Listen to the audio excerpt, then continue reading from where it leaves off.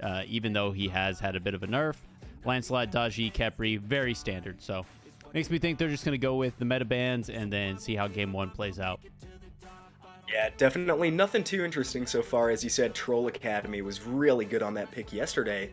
But I think the player I'm looking out for in this one is Swagga. He was involved in the only trade so far this season, coming to them from Kingslayers, I believe, and I think he's going to be their jungler. So excited to see who he picks up here. Ooh, and the Hades ban. That is actually a target ban, I believe, against SandmanSam. He played that Hades in the scouting grounds, and it was, even though he said he was going to play it or wanted to ban it, I didn't believe him. And I said that's not worthy, and then he picked it up and just went absolutely gross mode with the Hades. So that's a target ban. But that left Yemoja open for DiscoFerry over here, and Cabrakan paired with an AMC, which I don't mind. A Cabrakan, had that been on the order side on Wrath of Terra, I wouldn't recommend locking in an AMC. But since you have the Cabrakan, that's a very strong pick. Yeah, and a little bit surprised to see we see the Yemoja taken before Cabrakan. It's been a really popular pick lately, plays support really well, can flex into jungle and solo too, but did see a little bit of a damage nerf on his Tremors and his Slam, so I'm guessing this is going to go over into support, losing a little bit of that value, and it's Chernabog. We saw this last night, maybe not played out to its full value, but the global ultimate is so nice, especially up against it AMC. Has movement speed with his hives, but shouldn't be enough to keep up with his Cherno. Yeah, and that might be the difference right there. So although everybody kind of knows Yemoja is one of the best support gods to pick, very difficult god to play at a high level. But with these Prem players and the level they play at, Yemoja is an obvious lock-in, and I love it. Morgan thrown in. That's going to give SandmanSam a lot of... I'm not quite sure if that's going to go solo or mid. But that's a lot of flex there, because now anything they pick, you have a Cabrakan on your team now. You have a Pele on your team now. So I think that's a good lock-in. And of course, Pele, we've seen more and more of lately. Pele kind of fell off the last couple seasons of Smite, but lately has been in here and doing a lot of work. Yeah, the Pele pick is a little surprising to me. I think Malware Cookie is really the only one I've seen on it this year. But certainly a strong pick. That ultimate has so much value, especially in big team fights. And a Neja ban to follow it up, that was another pick that really stood out from last night. Did a ton in the jungle and really valuable, taking somebody like that Chernabog, like that Morgan, completely out of the equation for about 5 seconds. So good to see that one taken off the table. Camazot's ban, that leads me to believe that's another targeted ban. Not 100% sure. But we haven't really seen Camazot's played a lot or banned a lot, so I'm guessing that's a target ban. Not sure exactly the roles here, but I have seen Valyouuu play jungle a lot, and he is an absolute monster in there. I've seen him play a lot of Ratataskir, so if he is the jungle for this team, I'd expect he'd probably go the route of Ratataskir. But maybe he plays a lot of Camazots, or maybe Camazot solo. Yeah, definitely hard to tell, but luckily with Rat, I think that's a pick you can get away with pretty late. Not really what I'd call the top assassin. Has a couple of weaknesses, but certainly can be really strong. Now, where do you think they go from here? So they're missing presumably a mid laner and a solo laner. Are there any big picks left on the board that you want them to pick up here, or just have to wait and see? So it's tough to say, because SandmanSam, like I said, plays Hades solo. Last I saw him playing Scouting Grounds, so that could be a Morgan solo. So I don't know for sure, and I wouldn't be surprised. I don't personally recommend it, but I wouldn't be surprised. Osiris locked in. Osiris, absolute bully. We have seen more of him in the jungle than solo lately, but just the incredible mitigations and just the ability to just walk at people and not even be worried about it. Plus, the anti-heal and the ult is going to come in favor a lot when dealing with this Yemoja. I like that. I would have liked to see maybe someone more team fight oriented, since their comp already has a lot of single target in it. They're basically just relying on Cabrakan stopping somebody and everybody blowing them up in the ult. But I think it can work out. Very aggressive, and I think that's Wild Inferno's playstyle. Of course, the Nike. Yeah. How do you feel about Nike? You know, I don't know how I like the Nike. Got a little bit of a buff recently. That barrier is going to come online a lot quicker. I think it got a 2-second cooldown reduction and an Oler to follow it up. But yeah, the Nike should be interesting, because obviously really good into the AMC, I think, able to block a lot of that damage. To be good into Pele, but I think Cabrakan is going to give that Nike a really rough time if she does not play her abilities correctly.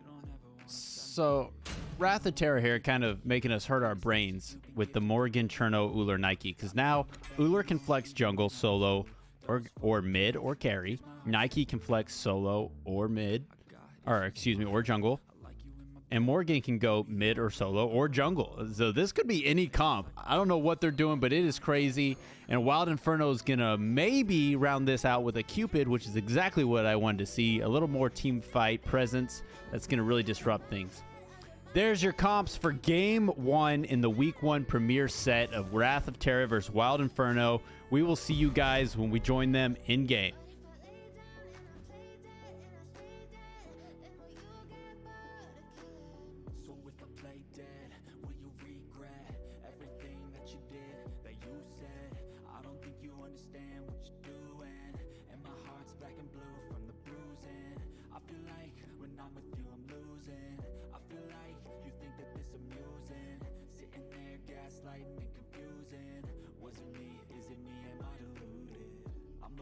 Always sorry, the conclusion. Even though I offer all of the solutions, I wish you loved me like I love you, it's stupid. When I'm alone with you, I never feel lucid. I wish I wasn't struck by Cupid. I wish when I first saw you, I knew this. When I'm with you, I feel so useless. I feel diluted, my heart's been wounded. Silhouettes of you are like a taunt. Never really know just what you want. With you I don't ever feel calm. I can feel the sweat inside my palm. Play with me like cats and a string. You don't understand the pain it brings. You don't ever wanna give me wings. You don't ever wanna set me free. But if I lay down and I play dead and I stay dead, baby you'll get sick of being the monster out of my head, under my bed, thinking something out of my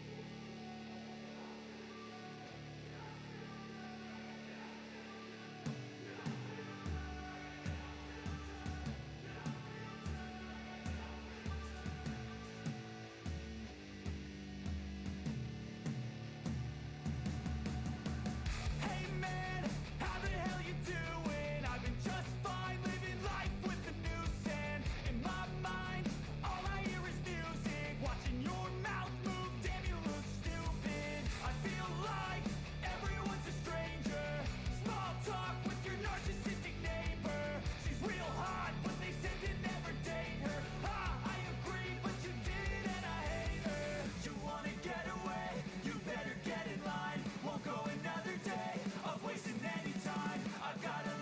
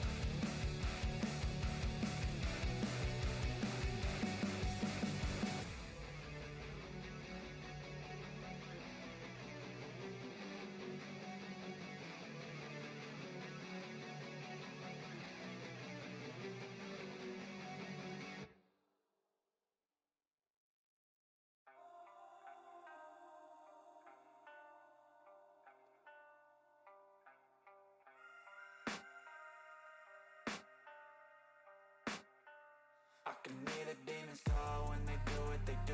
And now I feel like taking off, find a place with the And we are in game now. Week 1, Wrath of Terra, Wild Inferno, Premier Division. We have a kind of a crazy comp going on already, so I'll let you soak this in as we give a special shout out. We just hit over 600 followers on Twitch, and just wanted to give a big thank you to everyone making that happen. Thanks so much. It's been a huge growth here at the SDL over the last month or so. We appreciate you. But let's talk about this comp real quick. KingFsher, what do you see? What confuses you? What do you like? I don't think it's too confusing. I did think this was how the teams were going to play out. The only thing a little bit weird is double ADC for both teams in different roles, but that's going to be really sure to affect this game. And I think objectives in particular are going to be off the map a lot quicker. I know yesterday, normally around 15 to 20 minutes was when we were seeing that focus outside of a random 7-minute Gold Fury, I think it was. So I'd really expect these two teams to both play pretty aggressive. They do have really aggressive compositions. Honestly, I think Emoji is about the only non-aggressive character on the map. And speaking of aggressive, here comes Kabrakan. Just so good at clearing wave and causing disruption. Normally you see people get those trembles first and you can just blink in and then no one can get out of them at level 1. So yeah, like you said, I expect aggression all over this map. Every character on here, even Emoji really, if you think about it, played correctly, just screams, we want to win this game and we want to win this game fast. So I expect to get a first blood here very soon, and I couldn't tell you which way it's going to go. Yeah, definitely hard to tell right now, but honestly, if we're looking at this duo lane, I think the advantage has to go over to Kabrak and Cupid. Despite both of them getting nerfs to damage, there's just so much CC, so much pressure coming out of there. Really weird to say that when they're going up against an Uller, but it kind of is what it is, and over in mid, Morgan going to be losing her side harpies. And I want to talk to you about this. A lot of junglers have really started ignoring the mid lane at first and opting to go towards solo lane. Do you like that, or did you like it where it was a few months ago, where they would stick at mid for the first few waves? I like it in certain aspects. I mean, I get it. The majority of your farm is on that solo side, so it's just natural to kind of pressure the solo lane while you're getting all the farm, as we see them invading the blue buff here. That's going to be huge to take away from Chernobog. Don't really want to get behind on jungle buffs and things like that when you're playing ADC solo. But it just makes more sense, and it just feels more natural to just go ahead, get all that farm. There's very little on the left side of the map, and then go over to solo lane. Where it starts becoming a problem is solo laners typically very hard to kill, and you're going to be wasting your time a lot ganking over there unless you make it happen. What I'd like to see is it's okay starting the pressure there. The Hog comes out just to confirm their own purple buff, and they get clear out. A little bit of a trade. I like the early pressure on it. Try and get your solo laner ahead, but then turn your focus away from the solo lane and go somewhere else. If you gank them once, you gank them twice.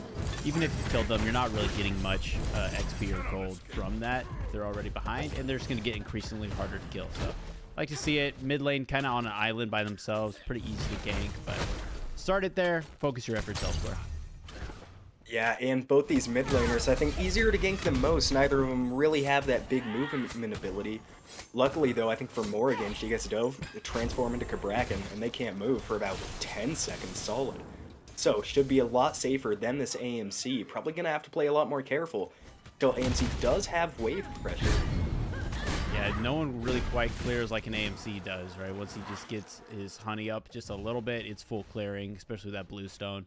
He is very gankable if you're managing his hives from the other side, but I'd imagine he out-pressures this Morgan here early, who's going to need a couple items. You saw that Morgan went Divine Rune right away. It's a good, cheap item. Flat Pen did get buffed, but it doesn't really bring a lot to the table as far as trying to kill somebody yet. So AFC should have the pressure there. Looks pretty even over here as Kabrakan takes over to level 5. Might try to ult one of them, but a quick disengage from Wrath of Terra, and they're not going to get anything there. Yeah, good recognition there from Wrath of Terra, seeing they were stepping up and backing off pretty accordingly. And yeah, that Kabrakan, I think, already talked about how much impact he's going to have over in that duo lane. Something else I want to talk about, last game, or sorry, the Challenger game from yesterday, we saw a big difference between supports when they were leaving wave. Gosh, that was hard to say. You saw Skill stick around a bit longer to like about level 6, while the other support took off at like level 3 or 4. Do you like that earlier leave, or would you rather they stick around for the third, or as might see some early action? It depends on how your lane's going. Well, let's hold the thought here as a fight might break out. Cupid almost gets trapped in the Emoji ult. Dashes out. Here comes Cupid ult just to break him off of it. 1 HP. He's going to live for now. Cabrakan a quarter health. A big gank from the Wrath of Terra squad, and somehow the gods smiled upon Cupid, and he did not become first blood. Yeah, really lucky there from Wild Inferno to disengage. Cabrakan probably, thanks goodness Cupid escaped that low health, opted to go Blink instead of the Shell, which is what we see a lot of supports doing, but did not cost him that time, so for the moment, still doing okay. Yeah, I like the Blink. I think when you're playing an aggressive support or a warrior support, you're kind of just losing a lot if you don't go Blink, and you just trust your ADC at that point to get out without the Shell. You're going to do a lot more for the turn. Oh, AMC ult off the mark. Nike gets over the wall. AMC pretty low on mana, just going to get a little slow, and Emoji's here to help. Could have been a very unfortunate spot for Nike had that Stinger hit her, but got lucky, got out. I want to go back to the what you're talking about, supports, and it's all dependent. I play a lot of support, like think of myself as support main over mid main. Typically, I like to see most supports leave around level 5, just because that's usually where you have Thebes online if you're going that route and you've done what you can. However, if there's a death or something in your lane, you got to kind of adjust. Because if you're sticking around, if you've both died over there, you're sticking around, you're both level 3 or 4, you're now just robbing the ability for your ADC to catch back up. But if you go ahead and leave and you have Watcher's Gift and you can go farm with the mid laner and get all the camps around the jungle, now your ADC can solo farm, and if their support's sticking around, they're going to be splitting it, which I believe is 60-60 split if it's two-way split, and they're going to be able to catch up. So that being said, if they're so far behind that they're probably just going to keep getting soloed, you might need to stick around. So it's a bit of a game as a tussle here in the lower left corner of the jungle. 4 members of Wild Inferno chasing down 2 members of Wrath of Terra. And Yemoja can't go anywhere in these trembles, and Tomcatt is going to be the one to secure the first blood. Yeah, I'm not going to lie. I'm a little surprised they got that kill. That Pele Blink ulted and did maybe 300 damage to the Morrigan, so a little off the mark. But with the help of her team, is able to close out that first kill. First blood, obviously, very important, is now Wild Inferno about 1,500 gold up. But the map state is really even. I don't see anywhere they can really go with this. Pyromancer and Scorpions both not spawned yet, and a little too early for a gold call. Big gank onto Ullr. Yeah, Ullr's gonna have to commit beats, but here is Cabrakan. Blinks over after Ullr jumps, caught in the middle of both of them, and goes down. Smart play from PeerPressuree. He noticed that Ullr had used beads, so he wants an ult, but Ullr still has leap up, waited for it to go away. Morrigan gonna have to transform into Chernobog just to go up in the air and come straight back down, dashes out, in Yemoja right here to help, but Cabrakan is always around the corner and secures the kill onto SandmanSam. Did everything he could there to get out, but the squad was always around from Wild Inferno. Yeah, great heads up play by Speed. Oh gosh, I can't even say that name. SandmanSam to get up into the air there as Chernobog thought he was going to have it out, but turned around, fired an ability, slowed him down. How about PeerPressuree on the Cabrakan? A really good game with perfect discipline against that Ullr. I thought he was going to fire that ult the second he came in, but blinked, anticipated the jump, and then made it all the way over to clean up the kill. Really good play from the Cabrakan, and now he's going to have a level lead over this Emoji. And that was just unfortunate for SandmanSam because he played that well. He went straight up.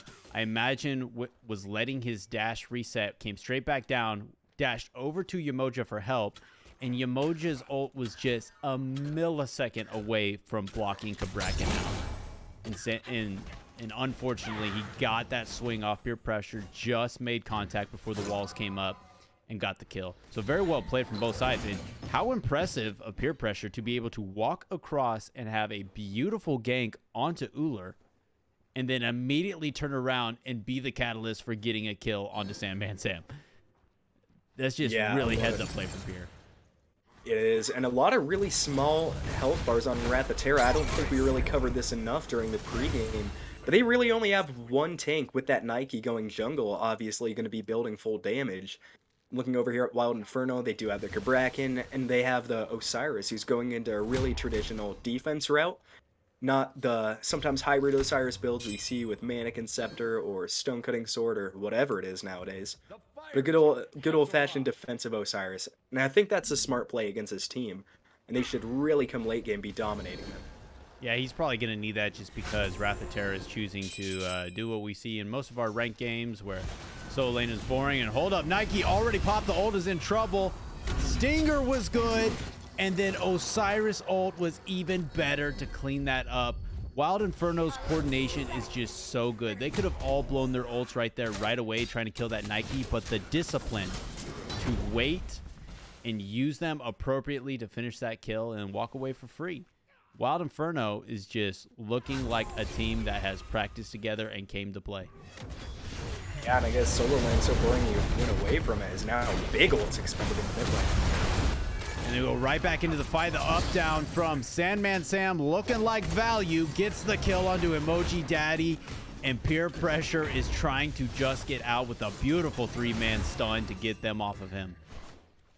That's a good really turnaround, and that was just the timeline that Wrath of Terra needed. They needed something to get going. TheTomcatt looking like he might want to try and come in here and make something happen, get a think better of it. Yeah, definitely like that play from the Cupid. I mean, a 1-for-1 trade isn't worth it when you're that far ahead. Might be a 1-for-0 though. Uller has to use the beads. Oh, and a great axe just to stop it. Heart That's a Bomb tough had that- one. Cupid ult is coming up. It will be up a lot sooner than Uller beads. So if he can time that right, he does have the dash to catch Uller's leap. You saw him he did that. Just one little juke to the side to avoid that axe throw, and that's a kill for Cupid. But I don't mind it. Keep Uller on the back foot. Uller, one of the best 1v1 hunters there is. If you have the pressure in lane here, it's got to feel good. Yeah, now let's be careful though with the emoji coming in, but Kabrakan's here too. Might again be a dead Uller. Oh, and the heart bomb stun just to save Cupid's life as PeerPressuree cleans that one up to 2-0-2 on the Kabrakan. Never seen anything quite like it. Uller just trying to go in and finish off that kill, but jumped right into Yemoja. And fortunately for Cupid, had the passive up to bring out the sun. The Gold Fury started up. The only person here to contest is Yemoja, played by DiscoFerry. SandmanSam trying to work his way over. Wild Inferno is going to confirm that Gold Fury, and already Pele is on top of the kill. Ult straight through. Good stun from Sandman. Yeah, a really good stun from SandmanSam there, bailing out his Yemoja. I mean, it was a gutsy play to go for that steal. Bubble does do, I think, at least a few hundred damage, so definitely possible. I've seen crazier things. Oh, I've seen much crazier things. Yeah, I thought that Yemoja was going to save the Uller at first, but brought the hard bomb right to her. Maybe could have riptied the Kabrakan away, opening the door for that Gold Fury a little bit. And 12-minute Gold Fury, that's what you like to see if you're a Wild Inferno fan. They did get that early advantage with a couple nice kills. You want to push it. Posturing, we said it. Ult's going to come back up before the beads, and Wild Inferno had 3 men waiting in the jungle for the play. They have just not taken the foot off the gas against this Uller. And he is paying for it as Nike gets AMC real low. And actually, it was SandmanSam in disguise. Didn't want to follow up. Could have maybe dove a little bit. Was going to send him packing, and that's a net W. Yeah, little surprised didn't follow him into the tower there. Still had a couple more seconds on the transformation. Would have got a fresh set of abilities, but I guess safer rather than sorry. Now down 6 kills to 1.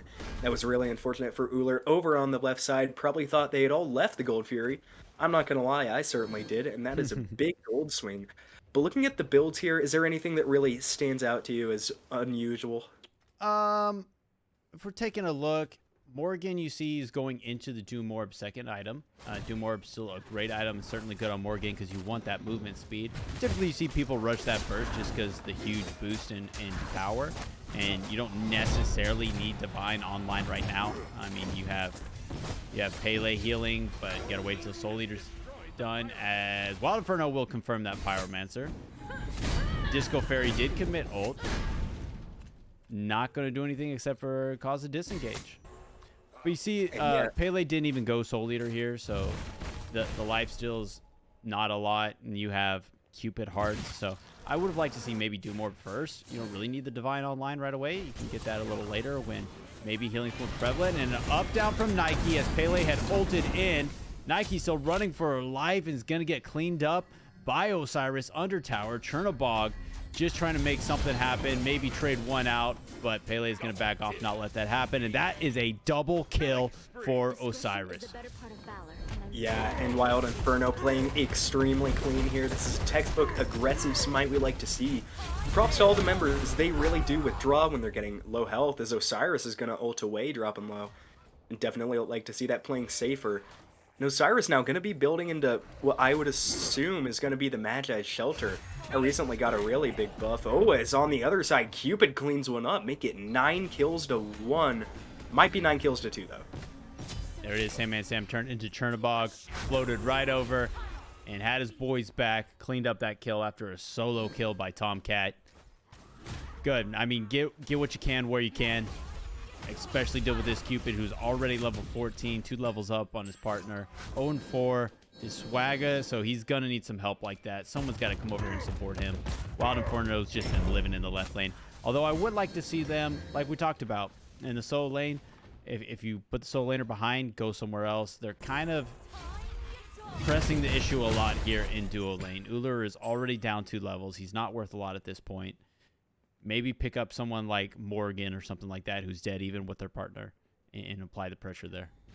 Yeah, and despite a few setbacks from Wrath of Terra, I think one of the really bright spots has been SandmanSam. Those Morgan transformations have been absolutely on point. I don't think he's really missed one yet. But on the other side, a Sundering Spear picked up here from the Cabrakan. Do you think that's just directly to counter Nike, or is that kind of more I would imagine so, yeah. I mean, it's just so good and I think it might have already, nope, we didn't have it before, but it's just so good. Like, Nike's entire gimmick is that you can go in, fight, pop ult, and be living for another 40 seconds. Cupid drops ult in a 1v2.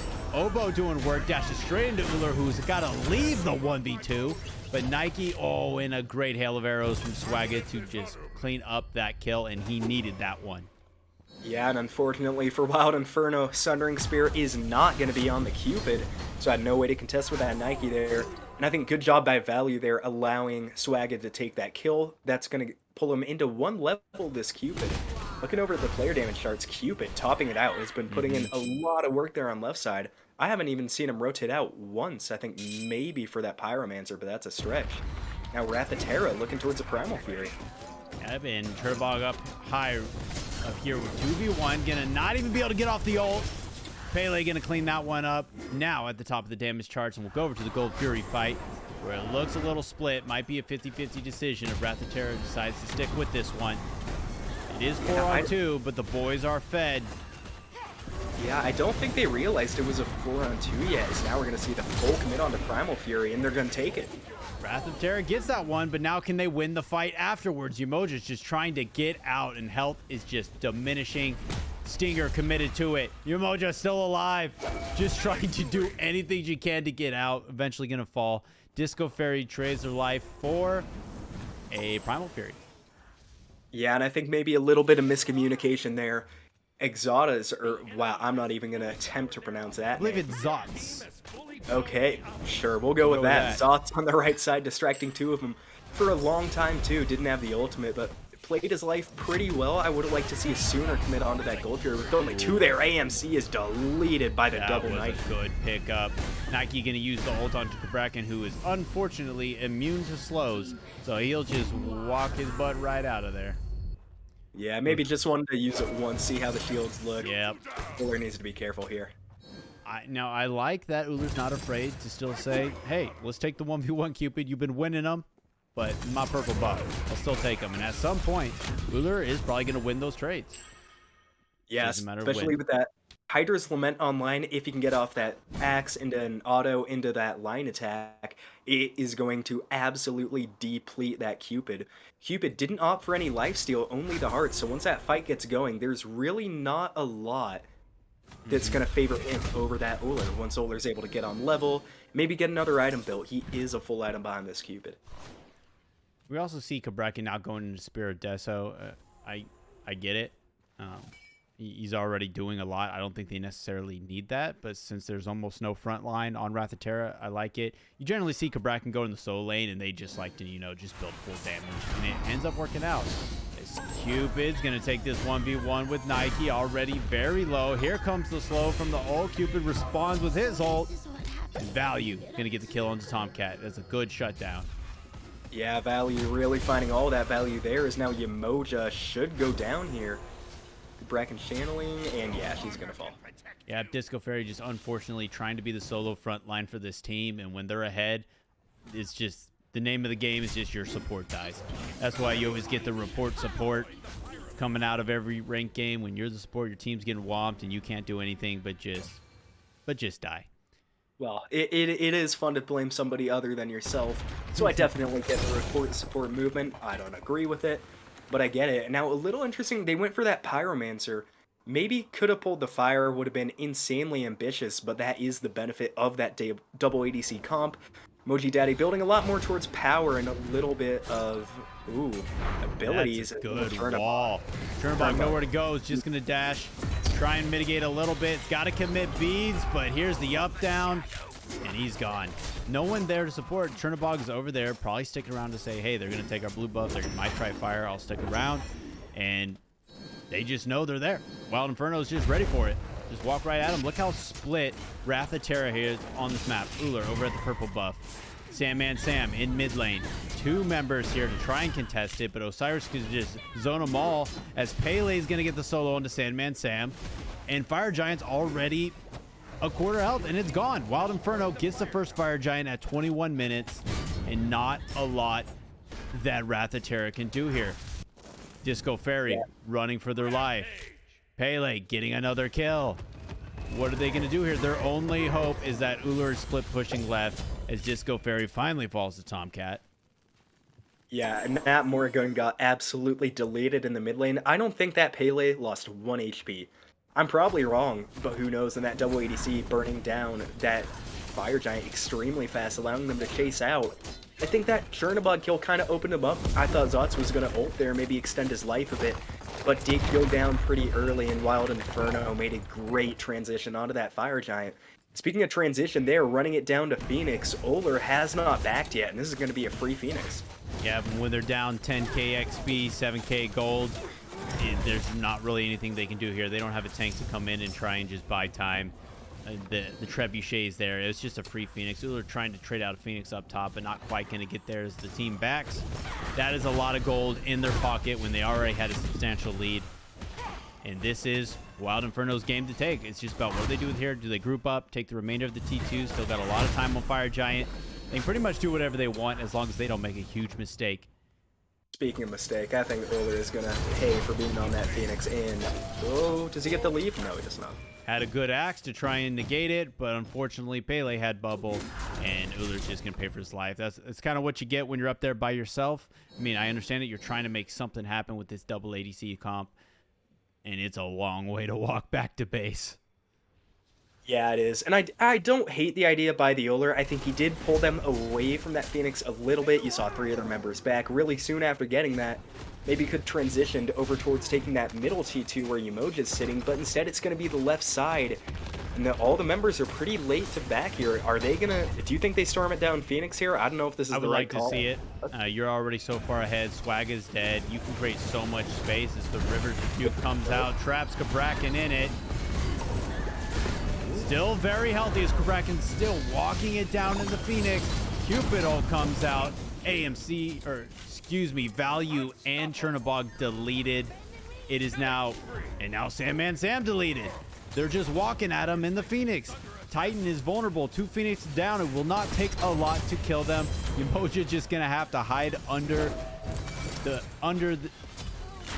fountain, excuse me, just to save their life. Is Swagga actually gonna get a kill on TheTomcatt, but it's all for nothing as the Titan goes down, and that is game 1. Yeah, and that is just a dominant job by Wild Inferno. I think we've kind of seen it a few times already. A team gets an early lead, and they just really don't give it up. That's what happens when you have Cabrakan and Pele on the same team. Really good play by them, and really good timing, too. I think they were really on point with all their objectives. Whenever they would push towers, they were very, very coordinated as a team. And you really like to see that for week number 1. Yeah, it was just a beautiful show. Wild Inferno looked like they came out to play, and they had a plan, and they did it well. I would like to see some adjustments come out of the picks and bans here. We are going to throw it away and wait for picks and bans of Game 2 to see how this turns out. Stick around and we'll see you in there.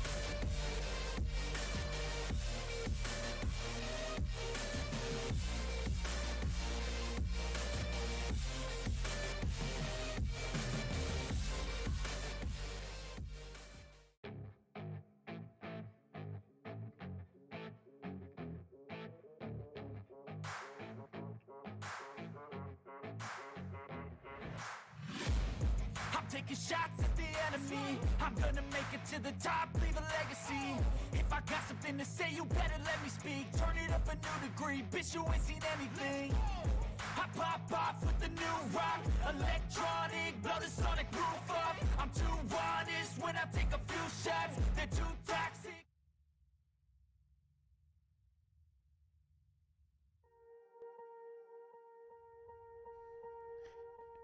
And we are back. Game 2. Yes, we Here certainly we go, are. ladies and gentlemen. Wild Inferno is up 1-2-0. But it could go to Game 3. They definitely have the skills to make it happen. What would you Definitely like to do. see, KingFsher? Honestly, I think some substantial changes just from the way they approach their draft. I don't really think the double ADC worked out for them. Obviously, it did for Wild Inferno, but I think the key difference was they had a traditional solo laner. That Chernabog kind of got bullied. I don't really think Xotzz played too bad, but the Osiris just proved to be way too much to handle. So if I am Wrath of Terra, I think I kind of want to go back to more traditional of a pick. I also think they didn't do a whole ton with the double ADC. Kind of hard to play from behind, but normally you think objectives, tower pushes are your best friend, and we just did not see a lot of that from them. So some notable changes coming up. Yamoja AMC off the board. Cabrakan off the board. Interesting to see Cabrakan banned out by Wild Inferno. They played it so well. They have something else in mind, I guess, and they do not want to see it on the other side as the Hades is locked in. Yeah, and that is an interesting one. I know you were talking about game 1, how kind of a comfort pick for SandmanSam. comfort pick or not, you would think now, taking it that high up in the draft, I would think Terra is able to adjust, maybe draft around this Hades. I personally would love to see an Odin. I think he is such an undervalued pick into Hades. Obviously, that anti-heal, incredibly useful. And it locks all his teammates in. They got nowhere to go, and you can really focus them down. But I guess we'll have to see what the answer is going to be. Yep, interesting pick. They banned away one of their biggest catalysts from last game and then picked the Hades instead of banning it. Be interesting to see how they respond to that, but I imagine that's going to be a fun god to watch. And solo lane, if it is going solo, could always go mid. You never know.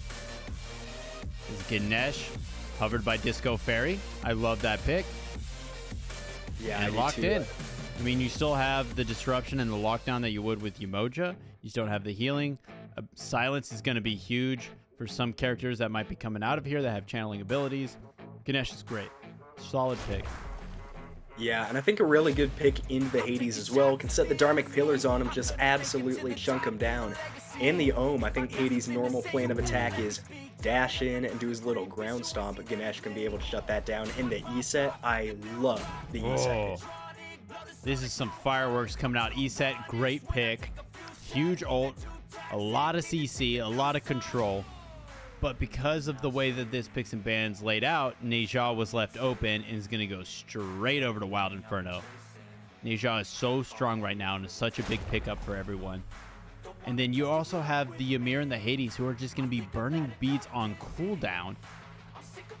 So far, comp looking really good for Wild Inferno, but I don't hate what Terra is doing. I just really hope they don't lock in Arachne. Yeah, I mean, I might be biased. I don't like Arachne very much. No offense to any Arachne. Very biased, and I hate Arachne. The Camazotz, I like that got a banned lot. away last game. Yeah, and the leap too. Ymir, while really shuts down ESET and Ganesh hard. So good to see. I don't know if I would really call it a counter, but a little bit of an escape avenue, where I would assume this is going to go on to Valyouuu, unless maybe it's a Camazotz solo. Yeah, I think Camazotz is a smart pick. You got the anti-heal already. That's going to be huge for Migii and Hades, and then the escape. All that CC and all those big ults don't mean anything if you can just go up into the sky and just fly away. So Yuhang was left open that whole time. Didn't get picked, is now banned away. Chernabog response, and Cupid also taken off the board. Yeah, and I do like that Cupid ban. Was really good on it. Especially was a lot better in the 1v1 than I thought he was going to be against an Ullr. Obviously, I think notorious for being really good at dueling. And a Chernabog ban here from Wild Inferno. That one maybe a bit confusing. I don't think the Chernabog was that impactful, but maybe kind of an unseen value that they're going to take away. And Nemesis rounding off the bans for Wild Inferno, which leaves a set hovered for Swagga. Ooh. Interesting. I hope that is set ADC. That is one of my favorite picks in the entire game. I don't know if it will be. I think the more likely scenario is that it's a Camazotz solo set jungle. I guess we'll see in an op-wash hover. That'd really Things are getting spicier by the moment. I don't know what's going. That's even crazier. What are we doing here, Peer? What are we doing? I mean, we're definitely getting the money value here for week number 1. Aphrodite, Anubis, he's hovering just about everything. The Anubis is another pick I don't really hate. I think I didn't like that pick a lot when I first started out, but really grew on me. But he's just teasing me. Every troll pick that could be has been hovered. I know, I feel so foolish. I thought he was going to go with the Anubis. I like the Anubis pick a lot. If he does go Baron, though, that is a truly insane amount of CC that they have on this team. Yes. I guess we sit and we watch and see what happens. Only time will tell. Yeah, only a few seconds. Thoth, they don't have an ADC picked yet. There it is. Oh, there it is. Okay. So he was just trolling me. Yeah, wow. Boys of Wild Inferno having a little fun. Eventually locking in a little something that makes sense. No, you broke my heart if you're watching this back.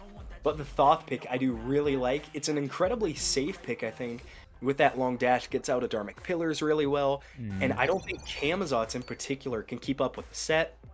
or sorry, the Thoth rather. Obviously, I think this set has a really good teleport and can kind of do it, but Camazot's a lot shorter range on that jump. The amount of CC coming out of Wild Inferno right now is just disgusting. I do not want to get caught in a 5v5 fight where all those ults are up. We talked about ESET having the CC and having that big ult, which is so good for confirming objectives. Now you have Ymir ult and Thoth ult for confirming objectives. And then huge amount of CC to spread out right as you're about to confirm with Artemis. That's just a disgusting draft. But let's see how Wrath of Terra rounds off theirs. Not quite sure what the key is they need here. I would honestly think it's gonna be a hunter of some sort. Oleron, I really like that. Mage ADCs, I think something that have been out of meta for a long time, and such a great big teamfight ultimate. Yeah, I think that was a really smart play. That's exactly what they needed. They needed to bring something to the table, CC and big teamfight wise, to combat all this. Very smart play, and to make it a magical ADC, so you spread the wealth of magical and physical. Take a look at the comps. This will be it for game 2 to see if Wrath of Terra can bring it back. We will see you guys in game.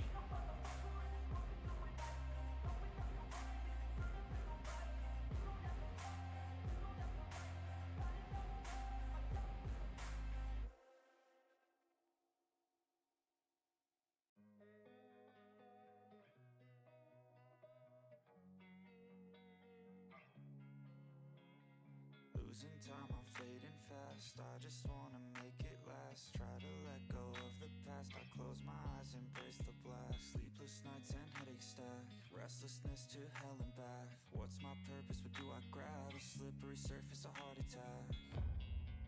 And sometimes you just gotta believe there's something that'll give you relief. There's something that'll have what you need. What you need. We're broken, it's tragic. We're not all elastic, but maybe there's magic. Believe you could have it. And I know of sadness, the anxious and panic, the infinite vastness of all that is blackness.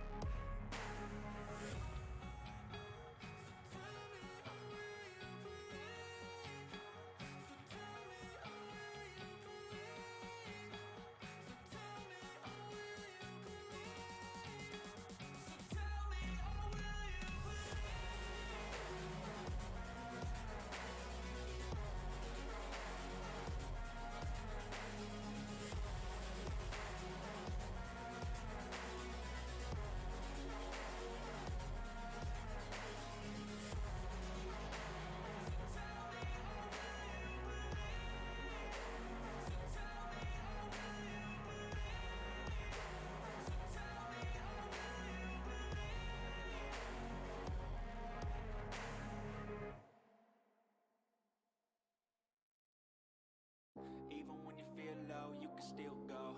Even when you feel slow, you can still go. Even when there's no hope, you can still go. I never answer to no, man, I still go. Go, go, go, go, go, go, go, go, go, go, go, go, yo.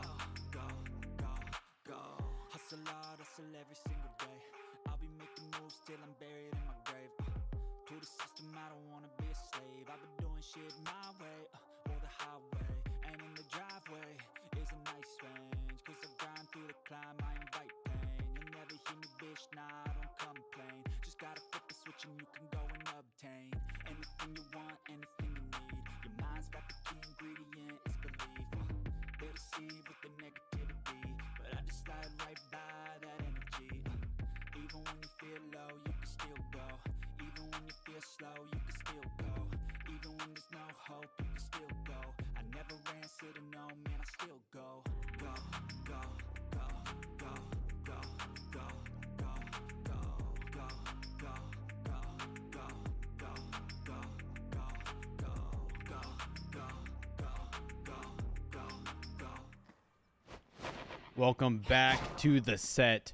Wild Inferno versus Wrath of Terra. This is game 2, and if you thought you knew what was going on in that draft, you are very wrong. We have an Olo solo going up against that Hades, and it's actually looking like it will be set ADC. How do you feel about this, King? I mean, I really like the set ADC. It's a pick I play a lot. It's a pick I really think can do good depending on the matchup, and I think matches up great into Artemis. Artemis doesn't have an escape. She just drops Tusky. Set hits beads. Artemis is dead. Pretty much as clean cut as that one. So I think after supports rotate out will be good. I think the only thing I got to gripe with is this Oleron. I think last game, the lack of a tanky solo was one we both identified as a potential problem, and one of the reasons they kind of got a little steamrolled there in the end. And they're still straying away from it, but I think Oleron's ultimate is so impactful that it might be enough to kind of overset this. Yeah, I think I really liked the draft as it happened, but I would have liked to see Olo and carry and probably Camazot's solo set jungle, but hey, it's their team, it's their match, it's their season. And who am I to judge when they are already up one game? Excuse me, right there, down a game. Who am I to judge when they're in the Premier Division? So we'll see how it comes out. As a little aggression over in solo lane. Not much going to come from it. Just kind of poking out. Hades is low. Everybody can go their separate ways. And I think the Camazot solo also would have been pretty good just into the Hades in particular. Has enough lifesteal just built into his kit, I think, to kind of make up with the Lord of the Underworld there. But this Oleron is building into lifesteal first item. I think Bancroft's Claw is normally the play for magical ADCs. And I do think he's going to build into the traditional ADC role here. I don't think he has any intention to go in hybrid. I would like to see building into Bancroft's Claw. I would like to see it later, though. A lot of people fall into the trap of building it pretty early, and I feel like it's just a waste of gold since it's not doing much for you until you get other items online. As Camazotz is running down this Migii. Gonna have to go back under the tower. Good damage, good poke out, and now is free to clean up that jungle himself. Yeah, good play there from Valyouuu. Oh, and TheTomcatt gets the first blood onto the Swagga ADC. So far, that said ADC, not working out, but who's to tell late game? First blood, Wild Inferno. And I don't think it's anything to be too worried about. Like I said, I played that pick a lot, and you do die a lot in the first 5 minutes. I mean, just no way to keep up with the range, but as soon as you start to level up your line attack, it just one-shots a wave, and it lets you have so much time to deal with the enemy ADC. Artemis's AoE is not going to hit the entire wave, so Set should have some free poke here as soon as those supports get out of here, and he levels up to, I think, level 7 or 8 is where you normally see Set start popping off. Yeah, you don't really pick Set ADC for ability to clear early. I mean, you got ranged autos from Artemis, you have ranged abilities from both Artemis and Ymir. KingFsher not going to be great at clearing the wave alongside you, so all you can do is just kind of farm up, and then once you're in the point where you can dive somebody, then set ADC probably pops off. Very hard to deal with. Right now, I only got 3 abilities. What can you really do, you know? But well played to capitalize on that by Wild Inferno. Get the kills while you can. Put the set ADC behind if you can. Same with Camazotz. Camazotz has been really up in Neja's face and in their jungle, and Camazotz ahead feels really hard to deal with. So does Neja. As Migii blinks and onto ESET, who has to drop the ult, but is already deleted. And there is a second kill for Wild Inferno. Yeah, SandmanSam a little out of position. I think only one ward there for Wrath of Terra, and it was not covering the path that Migii took in. It's a little unfortunate. Now Camazotz. Oh, Camazotz is gonna die. And he doesn't have ult. He does jump over the side after taking Neja ult and Thoth ult. Gonna get to his teammates here. A little bit of the heal, but Neja is still chasing. And Ymir's there. Good sash in, and that is a kill. Valyouuu thought he could get away, but he couldn't. Ganesh in a little bit of trouble. He's going to hit the Uno reverse and go back the other way to safety. Probably thought he was home free there for a minute. I'm not going to lie, I did too. But Wild Inferno, again, we saw it game 1. We're seeing it again game 2. They are getting off to an early lead. They're doing it very well. They're getting a lot of early picks. Looking at this lineup, Oleron doesn't do great early game. Set doesn't do great early game as ADC. Be fair, same with Ganesh. They all kind of come into their own later. So I think Terra needs to get to that late game. They weren't able to do it game 1. And it's really got to change here if they want to push it to map 3. Yeah, and just smart play by Wild Inferno, recognizing that Xotzz is not a level 5. So he doesn't have his free get out of jail free card.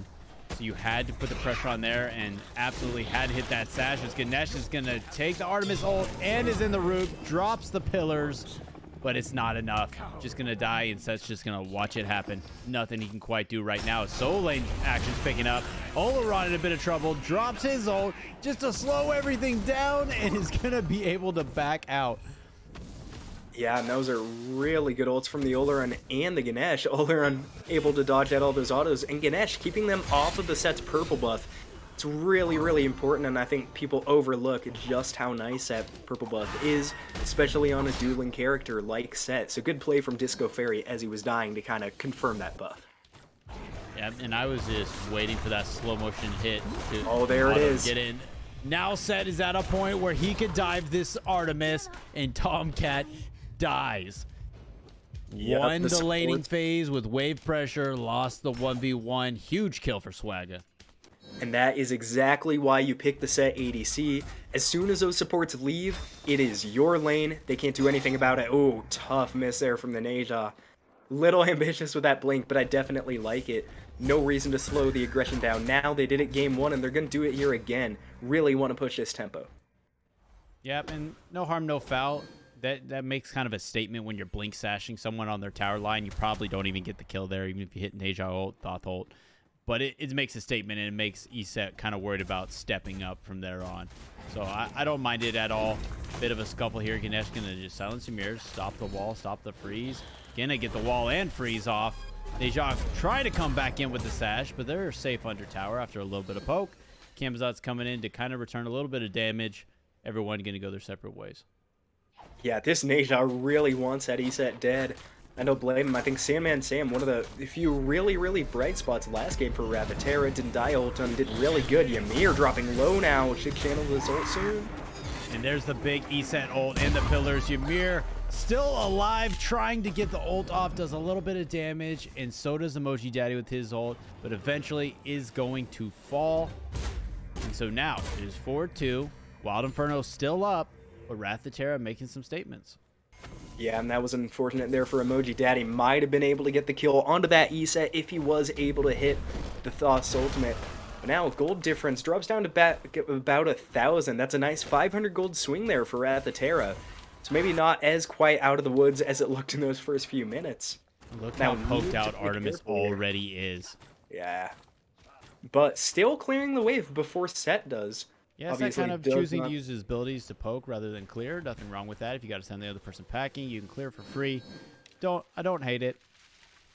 Yeah, I really like that with the Warrior's Axe too. Obviously able to sustain up without having any lifesteal, probably doing more than that Leather Cowl Artemis has. See Neja creeping over here. Hades blink in with the ult. Here comes the sash. Beads committed. Ult dropped off. Gonna go the other way, just using that slowed time to try and get some distance. So let's see. Here's the sash. Taking him up into the air. 1, 2, 3, dead. Good kill for Neja. Yeah, and I think that's exactly what we were worried about, not being taken enough to keep up, as Ganesha should fall in mid lane, but they're still targeting the ESET. Oh, and can Thoth get the hits? Here we go. 1, 2, off the mark. They're going to live with 1 HP, and here's Set. Try and make something happen straight on the Ymir, who has to go into ult. Is eventually going to fall to Swagga, who made a rotation when Artemis didn't. I don't know how those two members of Terra lived with 1 HP, but today is their lucky day. I can tell you exactly how they lived. I think that was really bad target prioritization from Wild Inferno. They had that Ganesh dead to rights, True. Dharmic Pillars were down, no dash. On that tower line, he was 100 HP. They had to hit him once, but wanted to go for that E-set, and E-set using that movement speed from the Wing Gust to dodge out that last thought ability. Luckily, able to avoid death for both members there. We're at the Terra, Wild Inferno, maybe getting a little bit overconfident in their team fights.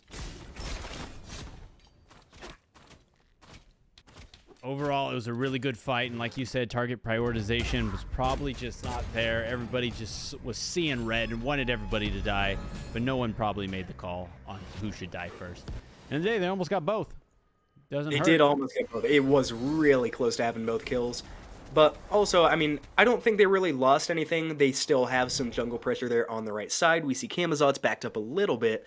So all in all, probably a pretty good move at establishing aggression there. That E-set has not been able to step out of that tier 1 tower. Probably more wary to do it now. Almost lost her life last time. But still is going to be pushing up as Migii going to be back in the speed buff. Not much threat here on the Wrath of Terra mid lane. See, Wrath of Terra actually got that Trebuchet, which means Camazotz probably doing a lot of work here in the jungle. Help him. A little pressure anywhere helps. Set is under tower now. Artemis Tomcat does have ult. Probably don't want to fight that as Set, whose beads are still down for 65 seconds. Probably just going to play the old tower defense simulator game until beats come back up or sees an opportunity. Yeah, and I think it's a smart move. I think Set EDC, for all its good qualities, it is insanely easy to get out of position and kind of overestimate your chances. But credit to him, probably knows that the Artemis does have ult. But yeah, even so, with Tusky, I honestly still give that 1v1 to Set. Kingslayer is such a good ability. Just completely wipes out Artemis, especially this early in a game with not much abilities or items rather online. Now a Pyromancer call for Wild Inferno. I love this call. Gold and experience is pretty dead even. One thing can shift it for anybody. Oleron is waiting to try and steal it, but Thoth ult is queued up. It's going to be slowed down. Wrath of Terra gets the Pyromancer. And here we go, Nejah to the sky. Valyouuu gonna claim the kill on Nejah, and Hades is just trying to get out as 4 members are chasing him down. A good blink out to disengage. Great fight for Wrath of Terra there. As we look at the charts, gold now dead even. XP slightly in favor of Wrath of Terra. Yeah, and I think might be easy to overlook, but insane ultimate there from Xotzz. I think EmojiDaddy didn't quite compensate for the time his ult would take to travel in that slowed down field. Oh, wow. Artemis got absolutely bamboozled there. Wow. Swagga gets away for free. Good play from the Set. Come the boys from Wrath of Terra try to clean it up. Tomcat does still have ult. Unfortunately, was not in range to use it onto Swagga. But sent Swagga packing after losing the solo. The 1v1 against Swagga is now in control of this lane, it looks like. Yeah, still has a little bit better poke, but now Set is coming back on full health with beads, but still has that ultimate here. Artemis probably still has control of this lane for a little bit, and opted to go into the magic shell, not Aegis. Do you like seeing that from carries, or do you think the Aegis is a classic and they should kind of stand by that? I don't mind it on Set at all, just because Set's going to want to get in there and just be using auto attacks and everything the entire time. And if you get Aegis, you're not able to use abilities or anything at the same time. As a good double ultimate onto Valyouuu, who goes up into his zone to negate it. Eset's got to pop ult just to get a little health and get out.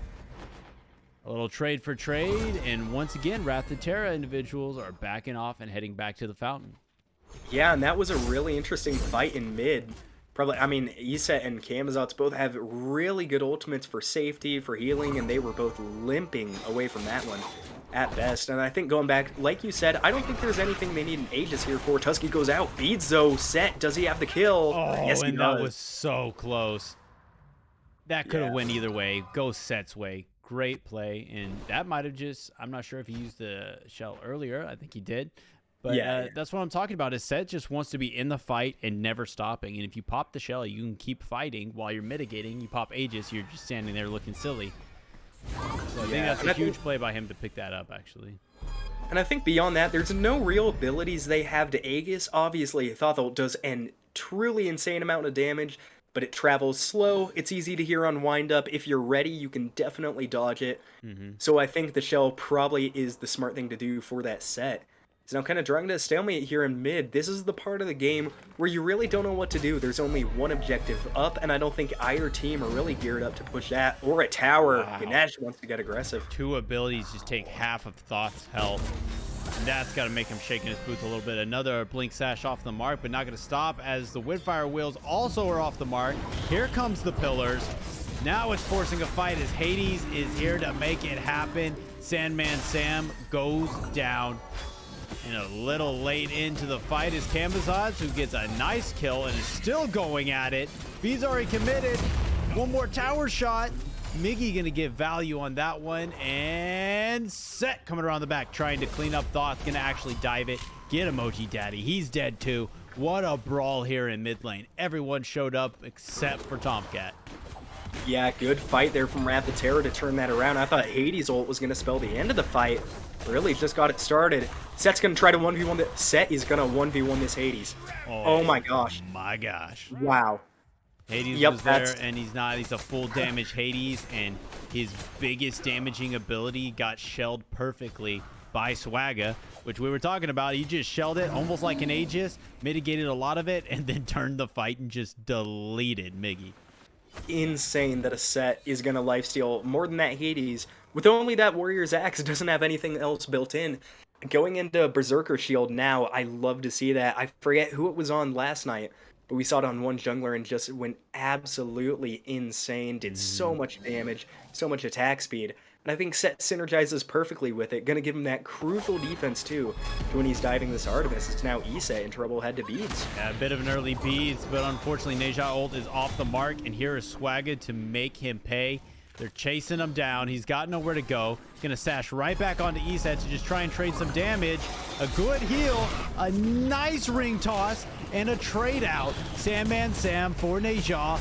And the fight isn't over. Set just gets detonated by PeerPressuree ultimate. Here comes Valyouuu, wanting to get some. Good poke. Everybody about 3/4 health.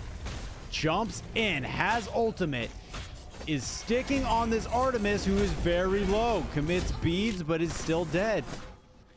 And now a Gold Fury startup for Wrath of Terra. Boy, Yeah. how the turntables. How the turntables, indeed. It's a famous Michael Scott once said. Really good play there from Valyouuu jumping back in.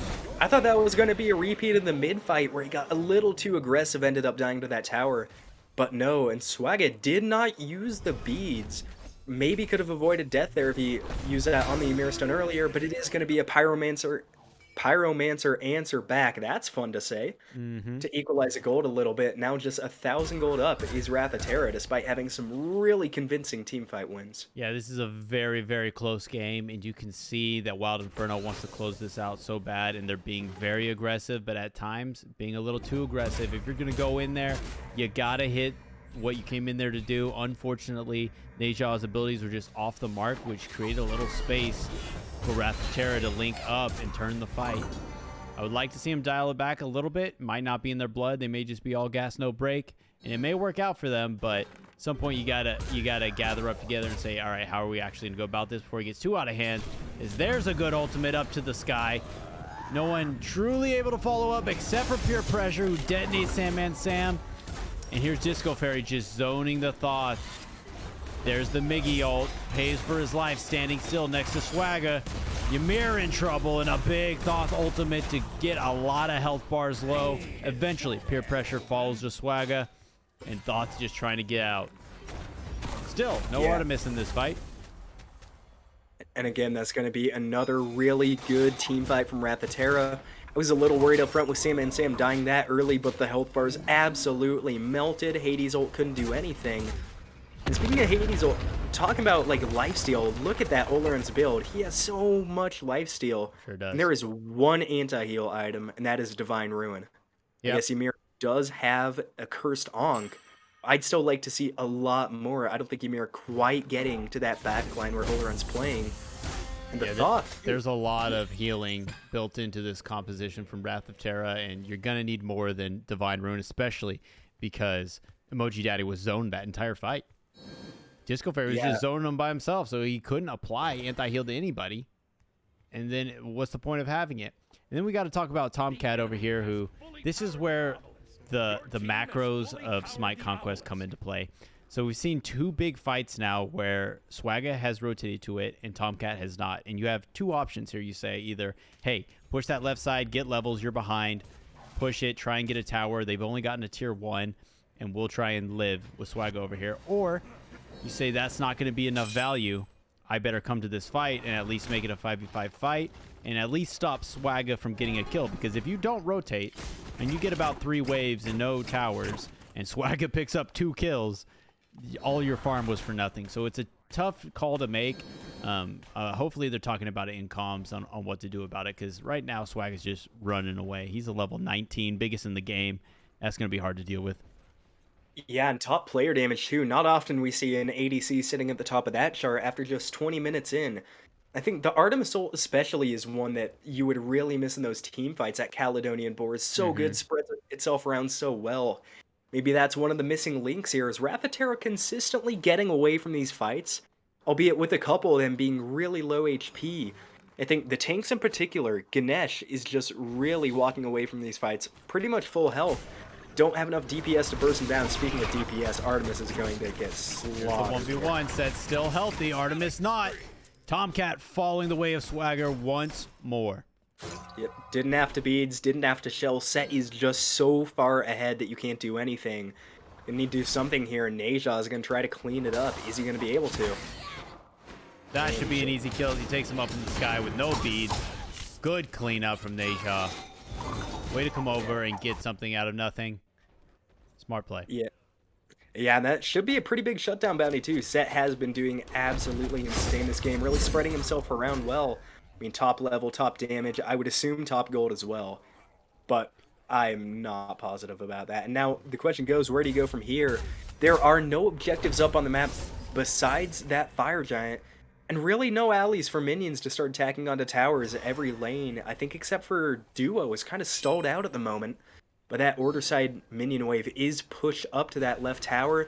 Would you like to see Wild Inferno get aggressive here, or do you think they have to sit back and kind of wait for Terra to make a mistake? I think they need to play it a little bit back. They've been trying to set the tempo of this game this whole time, and it's been really slapping them in the face because Terra has been ready for everything going on. Wild Inferno's just been over aggressive, and then not coming together. They looked so good in game 1. They were so coordinated. Everybody was showing up to every fight, and they were picking their targets, and now they're kind of just all over the map. They just need somebody, and now you can see them grouping up, which is what I want to see. Someone made a call and said, forget farming, group up. We built this comp around CC. Let's use it together and actually take a 5v fight, which we haven't 22 minutes into this game. Ganesh a little bit out of position. He's going to get caught on his own pillars, and he pops shell. Going to walk away with 1 HP as Thoth is trying to deal with his Kamazot. SandmanSam takes down Tomcatt. Neja takes down DiscoFerry. Everyone split and running a big fight over here as Kamazot cleans up EmojiDaddy. Neja gets the kill onto Xotzz, and then a triple kill onto Swagga. This is what we wanted to see. Wild Inferno grouped up, and despite half that fight being split, they used their comp and got the W. Valyouuu gonna come in here and maybe just try and steal this Pyromancer. But gonna get right on, aggressed right on, trying to out heal them, can't do it. Migii gets the kill. That is a deicide for Wild Inferno. Yeah, and as mean as it sounds, I think I might have to look to DiscoFerry for the reason that fight happened. Got caught out in the enemy jungle, had to use ult, got away to sliver of HP, but they didn't have their support with them that fight.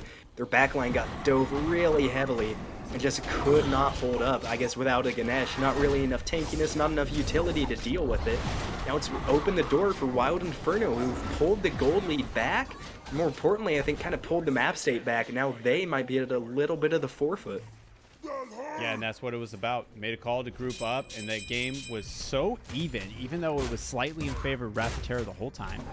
It was so even, and in that one fight, Pyro and Gold even the game dead on, and then just put it in favor of Wild Inferno. So whoever shot called on that one was great, and you're absolutely right. DiscoFerry, I mean, no fault to them. They probably didn't have ward coverage. Probably just trying to get ward coverage. But when someone gets caught out on the team, it is so hard for a team to just let that person die. You know, they can't just be like, all right, just let Ganesh go here. It's so hard to do that. You want to go in with the boys, and that's what happened. It immediately started the fight, and it didn't go in the favor of Wrath of Terra. Yeah, I think definitely not out of the woods yet. I think this Ganesh has so much value, especially when those Dharmic Pillars have been hitting. He segmented up the team fights really well up until that last one, so I don't think it's any reason to be concerned. Definitely, I think a one-time fluke. But now it's a little concerning to me, looking over at the damage chart. Set is really far ahead, and that's great. But then all the backline from Wild Inferno really closely grouped together. This set is a major reason they're winning these team fights. They need Camazotz and Iset to get off a little bit more damage, I think, if they want to stay caught up. Camazot's been doing great in getting to the backline, but just not able to finish off all the kills yet. Taken to the sky. Good Dharmic Pillars. Oh, and what a thought, followed up immediately by Neja Sash. Just deletion everywhere. EmojiDaddy gets a kill. Neja got a kill. Hades taking on 2 in the backline as the rest of Wild Inferno cleans up Swagga. Oleron ult already dropped. They're going to chase him out and caught Ganesh on a wall. Going to be able to dash through it. But where are they going to go? Buttlover wants some more. He's going to jump straight onto Oleron. Slightly winning the fight. Oleron might be able to take this as the rest of the team is starting up Fire Giant, and there's a kill. Instead of letting them run away to the fountain, is actually just killing them. While the rest of the team gets fired. They're leaving it at 1 HP, but Ganesh can't get in range. And a second deicide for Wild Inferno. Yeah, really clean fight by them. And again, it starts with them catching out one member. This time it's going to be Valyouuu, and DiscoFerry did a really good job with that Dharmic Pillars, completely sectioning off Wild Inferno. But the damage was done. Neja able to close it out with the help of Thoth. And the rest of the team just kind of felt like dominoes. They kind of went in one by one, not what you want to see in a big organized team fight, and they do pay dearly for it.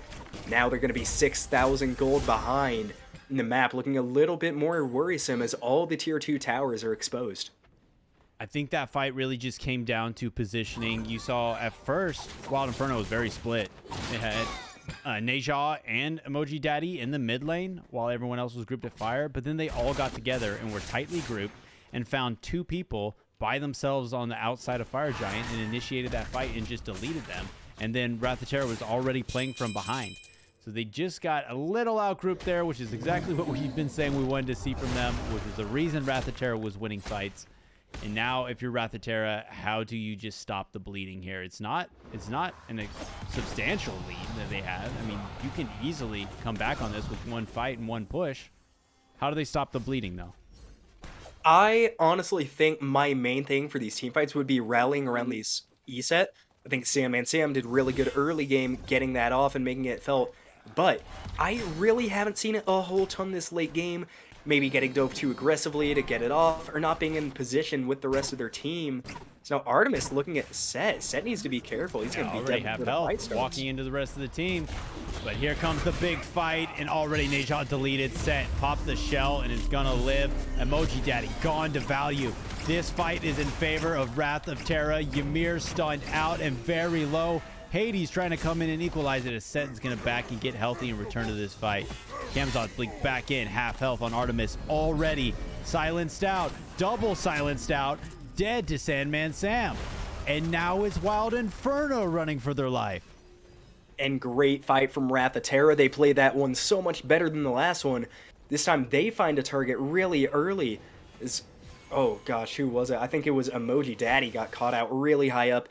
An insane Oleron ult to lock them down, and I believe it was the E-set to give extra health. Really good ult usage here by Wrath of Terra. Weren't able to clean up the full 5, but still should be a really early Phoenix here, despite Ymir's best efforts. Look at this. After getting 2 deicides, Wild Inferno is defending their Phoenix. Oleron has to Aegis just to live, and there goes the left side Phoenix as pillars come out. Hades is dead. Ymir is standing alone as the boys come in and immediately blink ult off the mark. E-set trying to live their life. EmojiDaddy's gonna pick up SandmanSam, but it's gonna fall soon to Swagga. That's a double kill for Swagga. Neja nowhere to go. Valyouuu gets that one. 4 members are still up on the way, but here is the Artemis ult to kill Swagga and send Ganesh running. Kamzot's trying to out-sustain up in the air. Gets Tomcat down, and now it's just Ymir. 3-on-1. Ganesh not super healthy. They're gonna try the Titan. Oleron has still had ult. He didn't use it that entire fight. Titan, half health, but so are members of Wrath of Terra. This is gonna be a battle. Can they get it? 1 HP on Kamzot's, quarter health on the Titan. Ymir doing everything he can.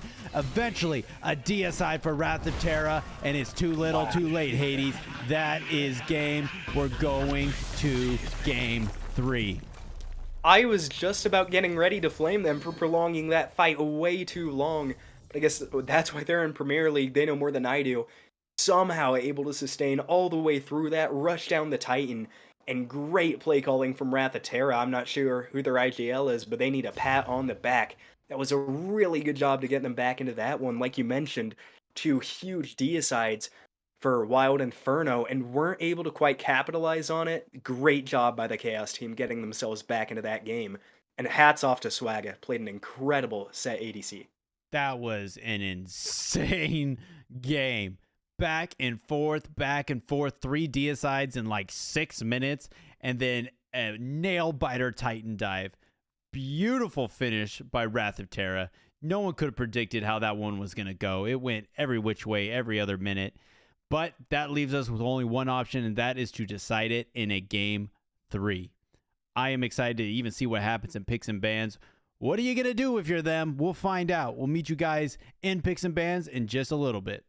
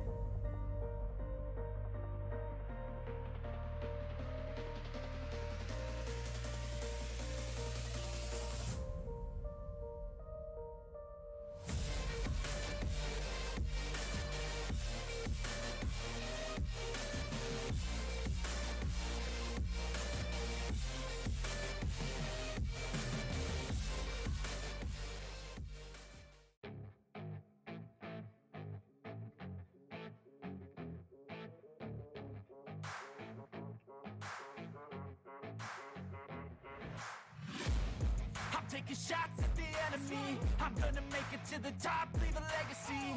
If I got something to say, you better let me speak. Turn it up a new degree, bitch, you ain't seen anything. I pop off with the new rock, electronic, blow the sonic roof up. I'm too honest when I take a few shots. They're too toxic, need to take a new song. And you cannot save me, 'cause I don't need saving. It's everything I've been chasing. All here for the taking. Don't wanna test your luck with me. I think I've had enough disease. I'm sick of all the bad thoughts, people who are half-nots. You are not as tough as.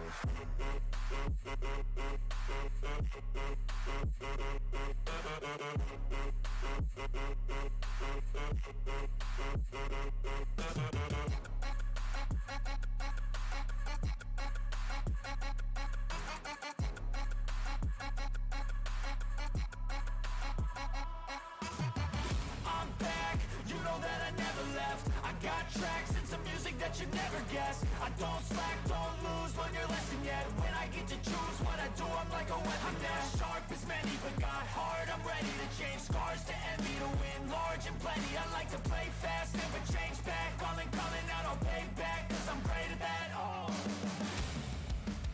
Cannot save me, 'cause I don't need saving. It's everything I've been chasing. All here for the taking. Don't wanna test your luck with me. I think I've had enough disease. I'm sick of all the bad thoughts, people who are half-nots. You are not as tough as. Don't wanna test your luck with me. I think I've had enough disease. I'm sick of all the bad thoughts, people who are half-nots, who are not as tough as me. Don't wanna test your luck with me. I think I've had enough. And welcome back to Game 3. I probably could have predicted we'd be here. These two teams are phenomenal, but boy, what a way to get here.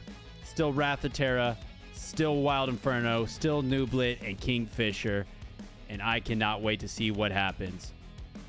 Yeah, So- it definitely should be an interesting one. So we Ooh, saw and the Guan Yu Guan Yu banned is out 2 games in a row because of how good he is, and here he is locked in immediately. For Wrath Yeah, of and I Terra. like to see it. Guan Yu is a solo laner I really like. He does a lot of stuff well. And yeah, just a really interesting pick. And now I am happy. I really hope this is a traditional solo laner. I think Xotzz did really good on the Ola run last time. But given them so much time to adjust, I think a traditional team comp might suit them better as we see the Emoja locked in for, I'd assume, peer pressure. A little bit of the old stuff, a little bit of the new stuff. I don't mind the emoji pick at all. Great pick. You work around it. It's very good, especially into a Guan Yu. You have healing. You can trap him in your ult, and you can negate a lot of what he's doing. But I'm going to be very interested to see where everything else goes. The ADCs have been wild. Mid laners have been all over the board of picks. Can't really ban them out. And then solo laners, of course, have been mind-blowing. So you can already see they're taking a little more time than they did the last 2 games, really deciding on how they want to play this one. I think that's very smart. Ooh, the Yeah, Hades it run is. back. Yeah, gonna be on the other side now, correct? Nope, that Wait, was no, that went to it Migii. was- sorry, it was Migii. My bad. They're trying to keep it out of SandmanSam's hands. Say that 4 times fast. So they liked what they Yeah. saw with it. It did have quite a bit of an impact. I'm still not the biggest fan of it, just because if you, as a team, deal with the Hades, you can deal with it. I mean, anybody with a stationary ult, you can deal with. And it kind of seemed to fall off late game, but early game, it definitely had quite a presence with those rotations. It was nasty. So I don't mind the run back there. Yeah, I do like. Maybe that's a bit strong for liking the Hades pick, but I don't think he performed bad on it at all. my. The early game in particular did really good, and finally going to see the voodoo jazz man himself, Baron Samedi, could be coming out of the team already. Oh, With a Baron pick. Where do you think that's going? You think that's going solo? Gosh, I think 100% this is going to mid. It feels like a SandmanSam pick. He's picked 2 very different gods. And a Circuit, not a god we have not seen a lot of, can go Yeah. jungle, can go support. I'm a huge fan of Circuit support. And it goes great into a Hades Umoja. Just negate all of their healing. Yeah, definitely. Going to be really interesting to see how that Circuit plays. Normally not one of the gods I think about when really well balanced. Great gods, but certainly I think very execution heavy. The good circuits are great circuits, so really excited to see them perform on this one. Finally, a Yu Huang lock in.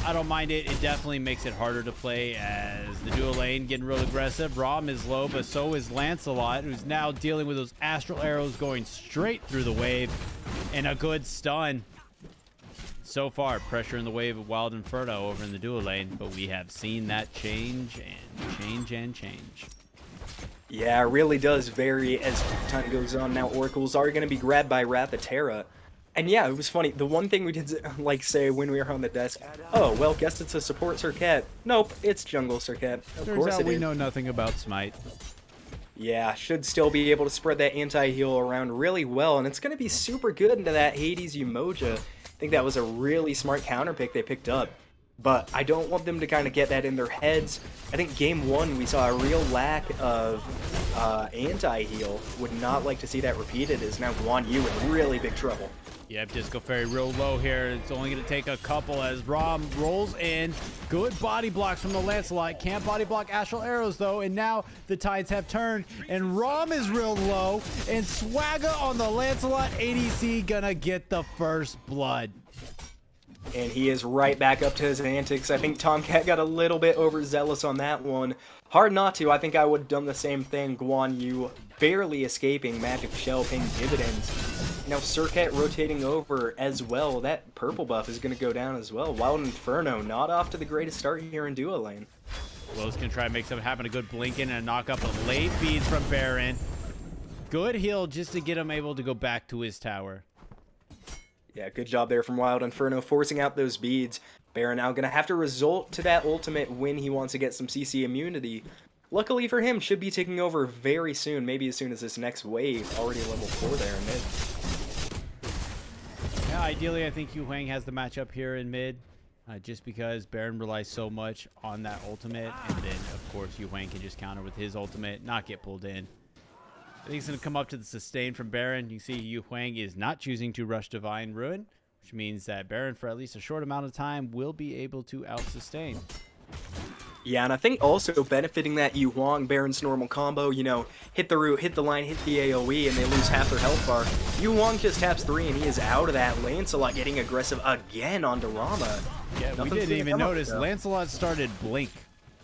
He is a Oh my Lancelot gosh. ADC, and he has Blink, and he is just trying to end this game in about 15 minutes. He now has ultimate. The Wild Inferno dual lane still level 3, so if they step out of tower here, they're going to get a Guan ult and a Lancelot ult straight to the face. I mean, you gotta love the confidence, but maybe wondering if that's a little bit trigger happy to not go beats level 1. Yeah, I don't know. I guess they're taking a page out of Wild Inferno's book, who were very, very aggressive the last 2 games. And maybe it's the confidence from the off pick last game. I hope it doesn't bite them in the butt. You might see that a lot. Sometimes these odd picks work. And I mean, I can contest that in ranked when someone picks some weird stuff just because you're not used to it. So you're not mentally ready to deal with it. No one's ready to deal with a Blink Lancelot ADC. So if they can adjust to it, it'll be fine. There's a big Baron ult coming in. The bead's already committed straight into the Yu Huang ult. But then Circuit ult kicks him back, and the ticky damage will work. But here is a Willix to clean it up and gonna get the double kill trade. Yeah, Great really play. good fight there. Good fight there from a Willix. And good job on Terra forcing out both the beads and the ultimate from the Yu Huang. EmojiDaddy not quite able to extend one CC immunity into the other. And Willix coming in grabs a great kill. And I think one of the kill credit did go over to the Yu Huang. So now ahead of the Baron. That's huge, honestly, to get that kill, even though Willix put in the vast majority. That may have just been the tower damage finishing it off. Lancelot very low, and the snipe's going to come in and clean it up with a Willix. Another good kill, straight from the double kill in mid. Technically a single kill, right over to a gank and left to relieve pressure there. Yeah. Now, I think last game we did see really early pressure on some of the objectives. I think the Scorpions is what I had in mind. And I gotta wonder, is there anywhere you put value on those Scorpions? Like, how soon do you normally like to go for those? I think it's pretty contested among some of the casters on just how important getting those enhanced buffs are. Honestly, Scorpions are very important. The amount it provides to your whole team can make a huge difference. And they are tough to get early because you probably need your mid laner or your support to come over and help. But once you can solo those as jungler, they should be cleared on cooldown and trying to take from the other side. They do provide a lot of value that goes underrated. but I do prioritize them as well as people should. As Willix comes in, good knock up, and immediately the beads. Could have almost held ult there and just got a free beads.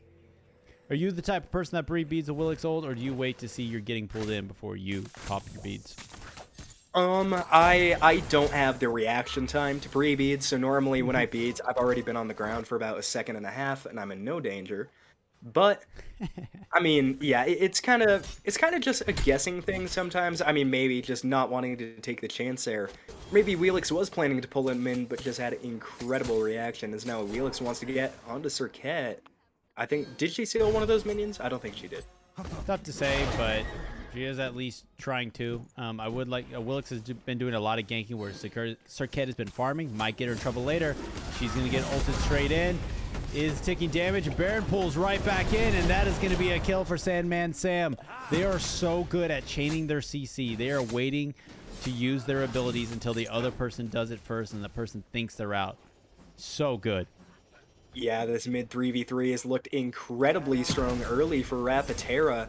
Little bit of a turnaround. We've seen them having some troubles in earlier games as peer pressure has been unbelievable in support so far. Now getting slowed down a bit by the Valyouuu support of all things, DiscoFerry. Oh, and he went Fabulous Hoop's first item. I talked about it yesterday. I'll talk about it here again. I love this item. So useful, gives you such a nice shield, especially when your cooldown's as short as Valyouuu is. Massive AoE, you can give all your teammates really good shields really often. Yeah, I'm just going to go ahead and say what we're all thinking. Fabulous Hoops on Valyouuu is broken. A good knock-up and a good pull-in. Baron Somni very low. Here comes the Emoji ult, trapping everybody in it. One more auto will do it. Dead. Circuit here to try and turn the tides. Willix does not have beads, so he's going to have to leap straight out. A good quick kill and then leap out. Here's Hades on the quick rotation. Lancelot dashes out. Nothing for it. Yeah, and I like Circuit holding onto that ultimate. Thought she was going to try to hit the Yu Huang there as he was attempting to flee. Maybe knew the Hades was coming over, probably got a kill from the Hou Yi, but good disengage there for Terra. Only losing one, I think, is best case scenario. They did waste 3 ultimates there. And just going back to the Willix thing, so it's... Oh, hold up, there might be a gank over here and right. We know that Hades' ultimate is down. It would be a good time to try and get him. Gonna just taunt him in, get some heavy damage off. He already leaps out. Gonna let him go. Thing with the Willix, and as you play her more and play against her, you gotta kind of feel out when to burn your beads, right? Same with the Willix. You knock somebody up, you wait and see if they burn their beads before you grab them, because you can... It is a surprising amount of how much time you have to pull somebody in. You can literally knock somebody up, auto, and then right before they hit the ground, pull them in. So if you wait just a little bit, you'll see it seems like SandmanSam is pretty quick on the beads, so get those for free, because what happened is Willix ult came back up, he didn't have beads, you got the pull. You could just shorten that time by just not giving him the ult right away. So smart play to come back in, that blink paying off this time for a Willix. Might be in some trouble later not having beads early. It is a big gamble. Yeah, it definitely is. I think blink on junglers can definitely go forgiven. I think depends on the one, but Willix, it's really easy to blink in and get that knockup up when they're not expecting it. If you hear an Willix nearby, pretty easy to just face him, and then what are they going to do? Just run at you? It's not going to work.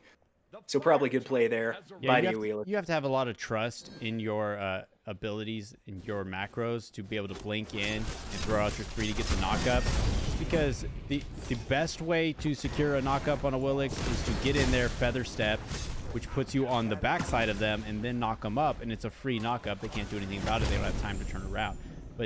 But that takes a lot of time, and you have to be in on it, and you lose the element of surprise. So being able to blink in and immediately knock them up is a very difficult task. It sounds easy, but it's a difficult task, and he nailed it. If he keep doing that, Baron's going to be in some trouble. A big fight over here and left over the Scorpion. Baron's going to go up and ult. No bees for the Willix, but a great feather step over the back. Unfortunately, not enough. That would have been so insanely cool if Willix was able to really work with that. But even if Baron ult wasn't there, did backflip straight into 3 members, and now Pyromancer is going to go under Terra.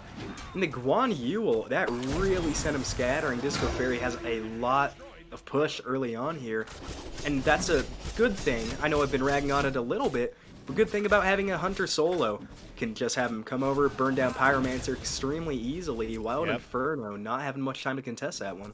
And see, that all started with the Scorpion, right? They went to go contest the Scorpion because it's at the level where you can't do it alone, or you're at least going to be pretty low in health. Contested it. I don't know if they took it or not, but they took the fight afterwards and then immediately got Pyro and then their own Scorpion. And that's what you got to do to get ahead here. It is a pretty dead even game once again, and you just making those little plays and getting that extra little golden farm is going to pay off in the long run here. Willick's looking to make another something happen. You're going to blink. Blinks up, I think. It is. Not wanting to commit too much, though. Probably smart being on the edge of the tower there.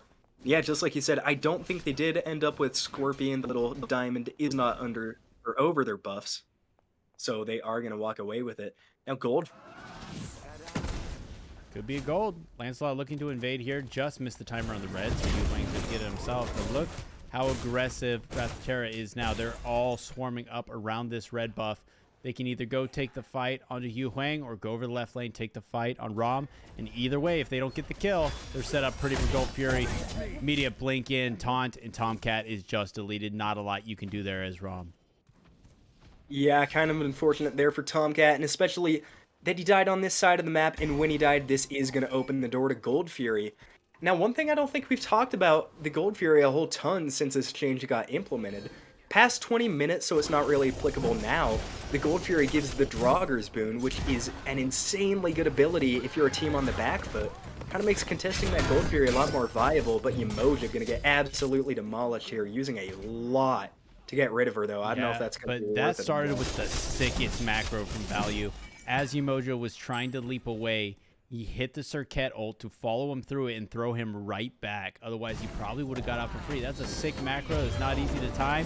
And here's a big 1v1 fight in the mid, but Circuit is here to show up, and so is a Willicks. Both beats committed and ult. SandmanSam very low. Willicks feather steps over, has just enough to leap out. Lancelot not going to be able to chase that down. A lot for a little there. Yeah, and that was a definitely good play there, forcing Wild Inferno back. Is now the Gold Fury miraculously not even looked at. I guess Circuit and Hou-Yi were kind of away from that first fight. Or no, I don't think it was Circuit, but Hou-Yi and one other member. Maybe not feeling confident enough to go for it without their traditional ADC. Speaking of that, I know we talked a lot about the double ADC, the value that provides toward objectives. Do you think it's going to hurt them having this Lancelot in lieu of a traditional one over here in the duo lane?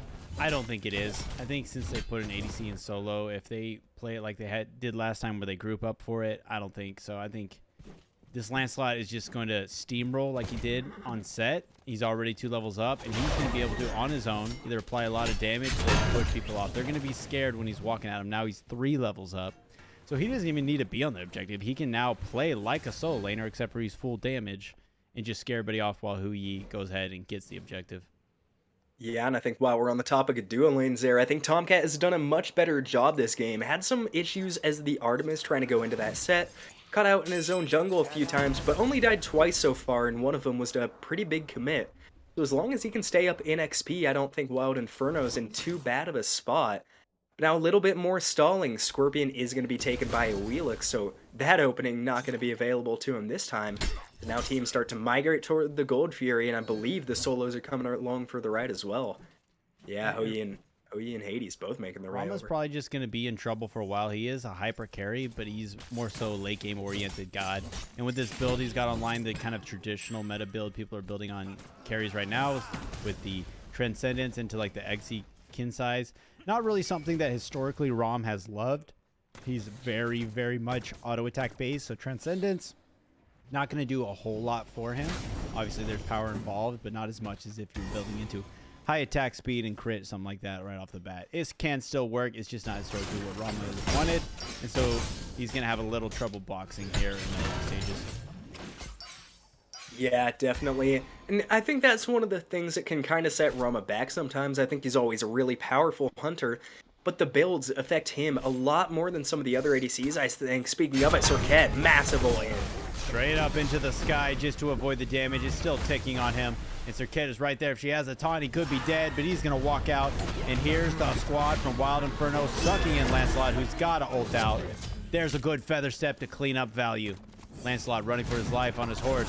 Guanyu here to get a good start on Yemoja. Baron trying to suck somebody in, gets the Hades who had beads. A knock up and pull in, and Guanyu is gone. Goodbye, DiscoFerry. You will not be a part of this Gold Fury dance. Yeah, Guanyu got turned into Ganyu indeed, as now Wild Inferno should have a really good opening. This is going to be put him in a good spot. Oh, jeez, that was last. Sorry about that. Yeah, Gold Fury should fall without much consequence. I don't think they have much to steal it, obviously, with the 9 Suns being down. Don't really have a steal. Unfortunate for Wrath of Terra. But now they are rotating the Pyromancer. It's going to be a risky call. Migii is going to get there at about the same time. It's going to be getting low. Yep, he's going to come in, try and get this steal. He has the potential. It is low enough. He could dash right in. Wild Inferno does get the steal. They try to make something happen. Will Hades even pay for his life? He could kill Huyi here, who's going to leap up and down, and Baron gets the kill. Migii traded for the Pyromancer. Not bad when you got Gold Fury on top, and Wild Inferno is here to make something more happen. Aegis on Baron Samdi already committed. Yeah, and I think definitely pretty valuable considering how low he was able to get Ho Yi. Maybe be a little worried about this being a 4v5 with Fire Giant being a realistic opportunity. But Xotzz is going to have to go back to base pretty soon here, so it's going to stay at a 4v4 for the time being. And looking at the map, there is one tier 1 tower down. This is really surprising, not the pace we've been seeing. Speaking of pace, Rama's looking to get sent back to the grave. Ooh. Oh, good job canceling before that last shot. I think he caught, who is it, Swagga there a little bit by surprise. Sorry, as I was saying, a lot of the towers still standing. Do you think there's going to be a lot more pressure put on the towers or the Fire Giant the next time we see a big fight? I think it should probably be towers, at least to start. Fire Giant, kind of a spicy call right now. It was a dead even game. Once again, it's going to be a bit of a 50-50 shot unless you get some down. I'd like to see a group up and a lane push. You get a kill there, cancel the lane push, go to Fire Giant. If not, push in one of these lanes. Lancelot doing it by himself, just forcing people out of this lane. So it's easy gold, easy way to get your team up a little bit more and make sure that you win a Fire Giant fight. Yeah, it definitely is. Now, speaking of, looking at the builds here, it's something we haven't done in a while. Looking at Yemoja, she went Fabulous Hoop. She's going into Manticore Spikes. This is a build path I have not seen. I've never seen more than one earring built at the same time. Do you think it's going to work out for her, or is it a little bit too experimental when we compare it to something like the standard builds? It's tough to say on a Yemoja, and especially in the support role. I will say I played Guanyu solo the other day because I was forced into it, and I had no idea what I was doing, so I built both those items, and I was absolutely unstoppable. So whether it was items, or it was the Guanyu, or it was me on the sticks, I'm not sure, but I know that I love that build. So it can work. I think you're going to sacrifice a little more utility for your squad and a little more tankability than if you went traditional, but I don't see why not. Yeah, and I think it's a little weird to see, and maybe it's just me, but it feels like forever since I've seen a Yemoja with the Lotus Crown. Such a good passive on that item, giving increased protections, especially since both supports did pass up the Gauntlet of Thebes, so no aura items right now for their team besides their starters. Lancelot gonna get a good ult to get out of harm's way. And just barely living with the life Circuit runs away. That was a good blink engage onto the Lancelot, and then a counter blink, counter engage from the Circuit. The squad is always there and ready to make stuff happen. It's phenomenal to see the teamwork with these guys. As soon as someone's like, oh, I'm caught out, they're like, nope, we're here, let's fight, and then everybody goes their separate ways. It's incredible to see. Yeah, definitely. And now the question is, we are seeing a little bit of attention over that Fire Giant. I believe that is Wrath of Terra there with a Sentry Ward. Now both teams just looking for an opening. It stalled out a little bit. First two games have been kind of go, go, go the entire time. We're seeing a much more relaxed one, a much slower pace. Do you think that's just given the team comps, given the less aggressive playstyles from the team, or are they just being a lot more careful? Game 3, it's all on the line. I think Wrath of Terra is just kind of playing the game they normally play. I think the big difference is that Wild Inferno had a little gut check in the last game that over-aggression was not working out. And so they dialed it back a little bit and are now matching Wrath of Terra's pace, which I think is going to be going in favor of Wrath of Terra. Because that aggression and that surprise factor was so good for Wild Inferno as long as they capitalized on a good knock-up pullback. Guanyu, who immediately goes to his ult, canceling out Yu Huang's. Baron ulted at the same time. Yemoja, a quarter health, but here is the whole Wild Inferno squad. Immediately, DiscoFerry is deleted. Lancelot on his horse, not going to be able to do anything. It is now a 5v4, and Wild Inferno has the opportunity to push down this mid lane, which is very unhealthy. Yeah, good fight there initially from Wild Inferno. That River's Rebuke separating it really, really well. With DiscoFerry going down, you think this is kind of the opportunity you have to maybe make these tower pushes, invade the jungle. Like, I know I've been talking about it a lot. I gotta mention it one more time. Without that normal solo laner now, no tank for Terra for another probably 30 seconds until we get back here. Ooh, good beats by the Baron. And look at the delay on that ult. That is exactly what I was talking about. You have so much time to pull somebody in. And Willix played it great. Say, hey, are you going to beads? Are you going to beads? Are you going to beads? Okay, I'm going to pull you in. And then Baron responded with the beads. And that is how it should look at this high tier. Awesome play. They got the tower like they wanted. They're not going to go directly to another objective. Nope, they canceled that. They thought about it and said, let's get Pyromancer. No one else is here. No ward coverage. Get something for your troubles. And you have vision on Gold Fury too, so they're not going to sneak it. Yeah, good play there by Wild Inferno. And like you said, great play by the Awilix. Those are the kind of micro plays that separate the good from the great players. Really good discipline there by them, as now gold difference starting to swing towards Wild Inferno again. Admittedly, 2,000 at 22 minutes. I think you can kind of forget about it. I really don't see it. Look at that huge drop in gold difference around the 16, 17 minute mark. So in favor of Terra, and then just fell off a cliff in favor of Wild Inferno. However, XP has been wildly in favor of Terra this entire time. We see a Gold Fury started up here. Yeah, and it is going to be the Primal Fury, so a pretty important one considering if it is a call. Wild Inferno managed to take it. Big teamfight breaks out. They committed a lot of ults just to secure that one. There's still some left as Xotzz is going to clean up PeerPressuree, who got sucked in the barrel. Everyone low on Wild Inferno. That's a double kill for Xotzz, and in the mist, another one fell. It is now 5-2, and they're going to back and get healthy and hopefully go look at a big objective. Valyouuu just going to settle here, pushing up the left side wave before he goes down. And look at Swagga taking on the whole team still. The rest of your team back, Swagga. But he's not scared. He wants to take this fight. Blinks past him on the Yuhang, who ups down and gets the kill onto Swagga. Yeah, really good job there by the Yuhang. Or wait, oh yeah, sorry, the Yuhang. Swagga maybe overextending a little bit, but Terra sitting in a really good position for this one. Despite being down in gold, I think their team fights have looked a little bit more impactful. A lot of Wild Inferno's kills have just come off of quick skirmishes. But do you think as this 5v5 starts to break out, are you still favoring Terra, or do you think Wild Inferno may be going to have the upper hand? I think right now it's Terra's game. I mean, you can see the charts are dead even on gold, but look at the experience difference. You have to use that. If you're taking a 5v5 fight when your team is wildly up in experience and on comp builds, then you're going to win those. If someone gets caught out, or if Lancelot tries to take on the whole squad, it's not going to go so much in your favor. But use your experience, use how many items you have online, and you should be winning these fights. Because comp-wise, no one really has the advantage over the other. They're very similar comps. But right now, you have the lead, and you got to use it. It's got to be a 5v5 fight. Yeah, and I think if Wild Inferno's looking to get back into this one, I would look at the Rama bottom of the damage charts right now. I don't think directly Tomcat's fault of just not getting in on enough of the big team fights. But as this 5v5 breaks out, the consistent DPS from the Rama might be enough to overturn it. Has the Silver Branch online, giving 20% pen, so really going to be hurting tanks. Look at Hoyi building into Shuriken, so a little bit of crit here for Terra. And as you know, a little bit goes a long way. You get one lucky shot, and they're almost dead. And then a Fire Giant pulled by Terra. This is going to be a really big fight. And right now, it's going to be a 5-on-4 as Hades is struggling to get to the fight. It's already quarter HP. Huyi Suns have been dropped. Wild Inferno gets the Fire Giant. Cirquet, 1 HP. Awilix trying to be pulled in, and Hades' ult is just doing nothing in the middle of nowhere. Here's the fight after the Fire Giant. And now in favor of Wild Inferno, we're going to knock up Baron, but he does have beads to not get pulled in, and it is a run. It is a race to base. SandmanSam has fallen. Awilix aggressively leaps in. Damage has been spread, and they're going to go to this right side to get the T2. What a turn of events at Fire Giant.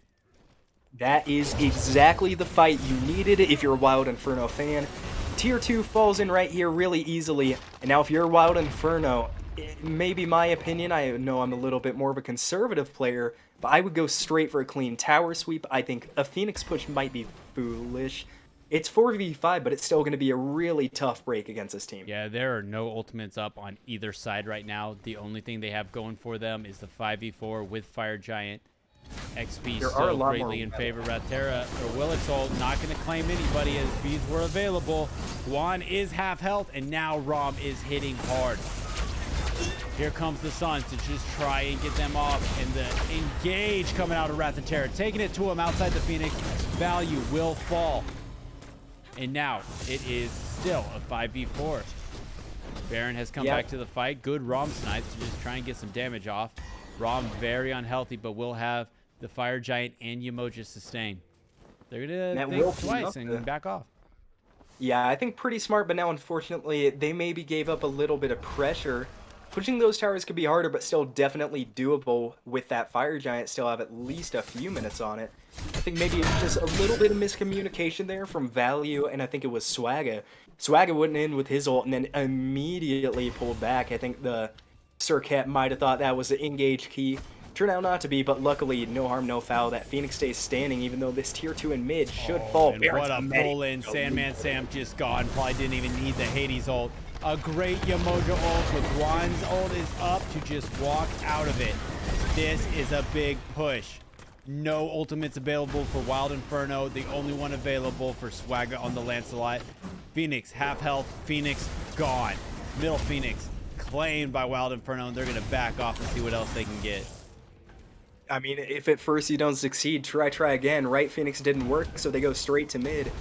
Once again, looking at that right Phoenix, you want to be careful about overextending here. I don't think they have yet, but this could very easily fall apart if they do the wrong thing. They have the upper hand, but it's really easy to overestimate your chances. This 9 Sun's going to cause them to back off. I would have liked to see him hold on to that. I think you can clear the wave. Yeah. I mean, you don't have a lot to clear the wave. He does have Oboe, so he probably could have cleared it and saved that for a push, but it looks like it was enough to just scare Wild Inferno off. They don't want to go in here unless they have a wave, apparently. Yeah, and I think also it being a 5v5 did buy enough time for Valyouuu to come back from the grave. Should get 2 Scorpions and a Pyromancer for their troubles, though. Wrath of Terra, it was only about 1,000 gold a few minutes ago, now it is dropped to 6,500. This game could spiral out of control if they let it. They are going to have to be on point from here on out if they want to pull this one back. And look at what happened to the XP. It was peaking at about 25 minutes for Wrath of Terra, and now it is just down, down, down for Wild Inferno. They have the lead in every category, and they can win this game. It's about, do they have the composure? Do they have a plan? And can they execute? Yeah, definitely, and I think execution is the key thing, and a lot of the gods they're playing kind of are heavy execution gods. I think Tomcatt, easy to underestimate just how hard he is to play. Lancelot can easily overextend if he uses the wrong abilities, so going to be a balancing act. Now they are going to get the Gold Fury, I think I talked about it earlier, but Draugr's Boon going to be kept out of the hands of Wrath of Terra, making sure that's going to be 20% damage mitigation for those friendly towers. That would have been huge if Wrath of Terra had that. Unfortunately, they don't, and these left side towers should fall as well. I think this is smart going for the left side. For one, that's 2 towers up that are going to provide a lot of defense on your push. Get them out of the way. Second, EFG is coming up soon. If you can push this wave all the way up to their Phoenix, then you have the ability to go to Fire Giant with a little pressure on your side as Fire minions are still pulling down mid. That's easy to deal with. Clear that up. Come to the Fire Giant fight. I think it's all going to come down to this EFG, which it is now in 3 seconds, and EFG. Look at how much damage Wild Inferno did just by stealing a normal Fire Giant. They absolutely turned this game on its head, and if they get an EFG under their belt, or maybe the EFG is stolen by Wrath of Terra, this could be anybody's game. Yeah, and I think this is the fight for Swagga to step up. Had an unbelievable game. Last one on the set. Yet to find that same impact on the Lancelot. I don't think he's doing bad, but maybe just not having that impact as it's going to start Yu Huang as a target. And here goes the fight. Yi already half health, and so are a lot of members of Wrath of Terra. Swagga is now dead. EmojiDaddy getting the kill. DiscoFerry gone too to Migii. Baron somebody running for his life. Yeah, Tomcatt just gonna get this. He's gonna lose his life. Just gonna get some XP where he can. Gonna leave the teammates to die. Nothing you can quite do about that. He might get caught out here. And the auto's gonna stop his back, and Migii kills him. How he knew he was there, we'll never know. But what a play from Migii. And now it is Valyouuu on the Circuit trying to stop the entire team from taking this set. Titan has been targeted. Circuit doing anything, but it's going to fall and make a deicide as Wild Inferno cleans up this set. It was a hard-fought battle, but in the end, went to Wild Inferno. Yeah, great job by Wild Inferno taking back that game 3. Had me worried a little bit. Game 2, Wrath of Terra looking incredibly strong, but Wild Inferno play it clean throughout. Really good job by them showing incredible discipline on some of those pushes and a lot of coordination in those late team fights. The Awilix in particular, I think we need to talk about, did insanely well at separating that backline and making them pay, picking on poor Baron Samedi the entire game. Yeah, both these teams, every single member on them played so well. That felt like a finals match, and it was just week 1, game 1 of this Premier Division. It was so good, and it was a slugfest. It could have went, any one of those games could have went either way at any time. Ended up in the hands of Wild Inferno, which was very hard fought and very well deserved, and probably just because that insane play by Migii to dash up the wall and stop Hui's back, which was probably half a second away. So good. I couldn't have predicted the outcome anyway along this journey, but boy, am I happy to have been here to watch it. Yeah, that was. And 0 structure damage from Wrath of Terra. They kind of just got forced out that entire game. That is not what you like to see in a game 3. Good job to both teams, though. I think insanely strong showings for both of them in this first week. Yep, and that will do it for this set today, Wild Inferno versus Wrath of Terra. Hope you enjoyed it as much as we did. I'm iNooblet on the casting with KingFsher. Don't forget that we have another set coming up today at 7 Eastern. We will take an hour-and-a-half break. Just be back here at 7 Eastern and watch some more Smite, and I'll leave it to KingFsher to take us out. Yep, exactly like you said. We have another set at 7 Eastern. I believe that one's going to be Kingslayer versus Dark Omen. So be sure you tune back in for that one. I don't think he mentioned, if you guys ever want to see any of the old games, most of the VODs will be posted on the YouTube channel. So be sure to check that out if you need to. That being said, great game to both of these teams, and we will see you back for game number 2 of the day at 7.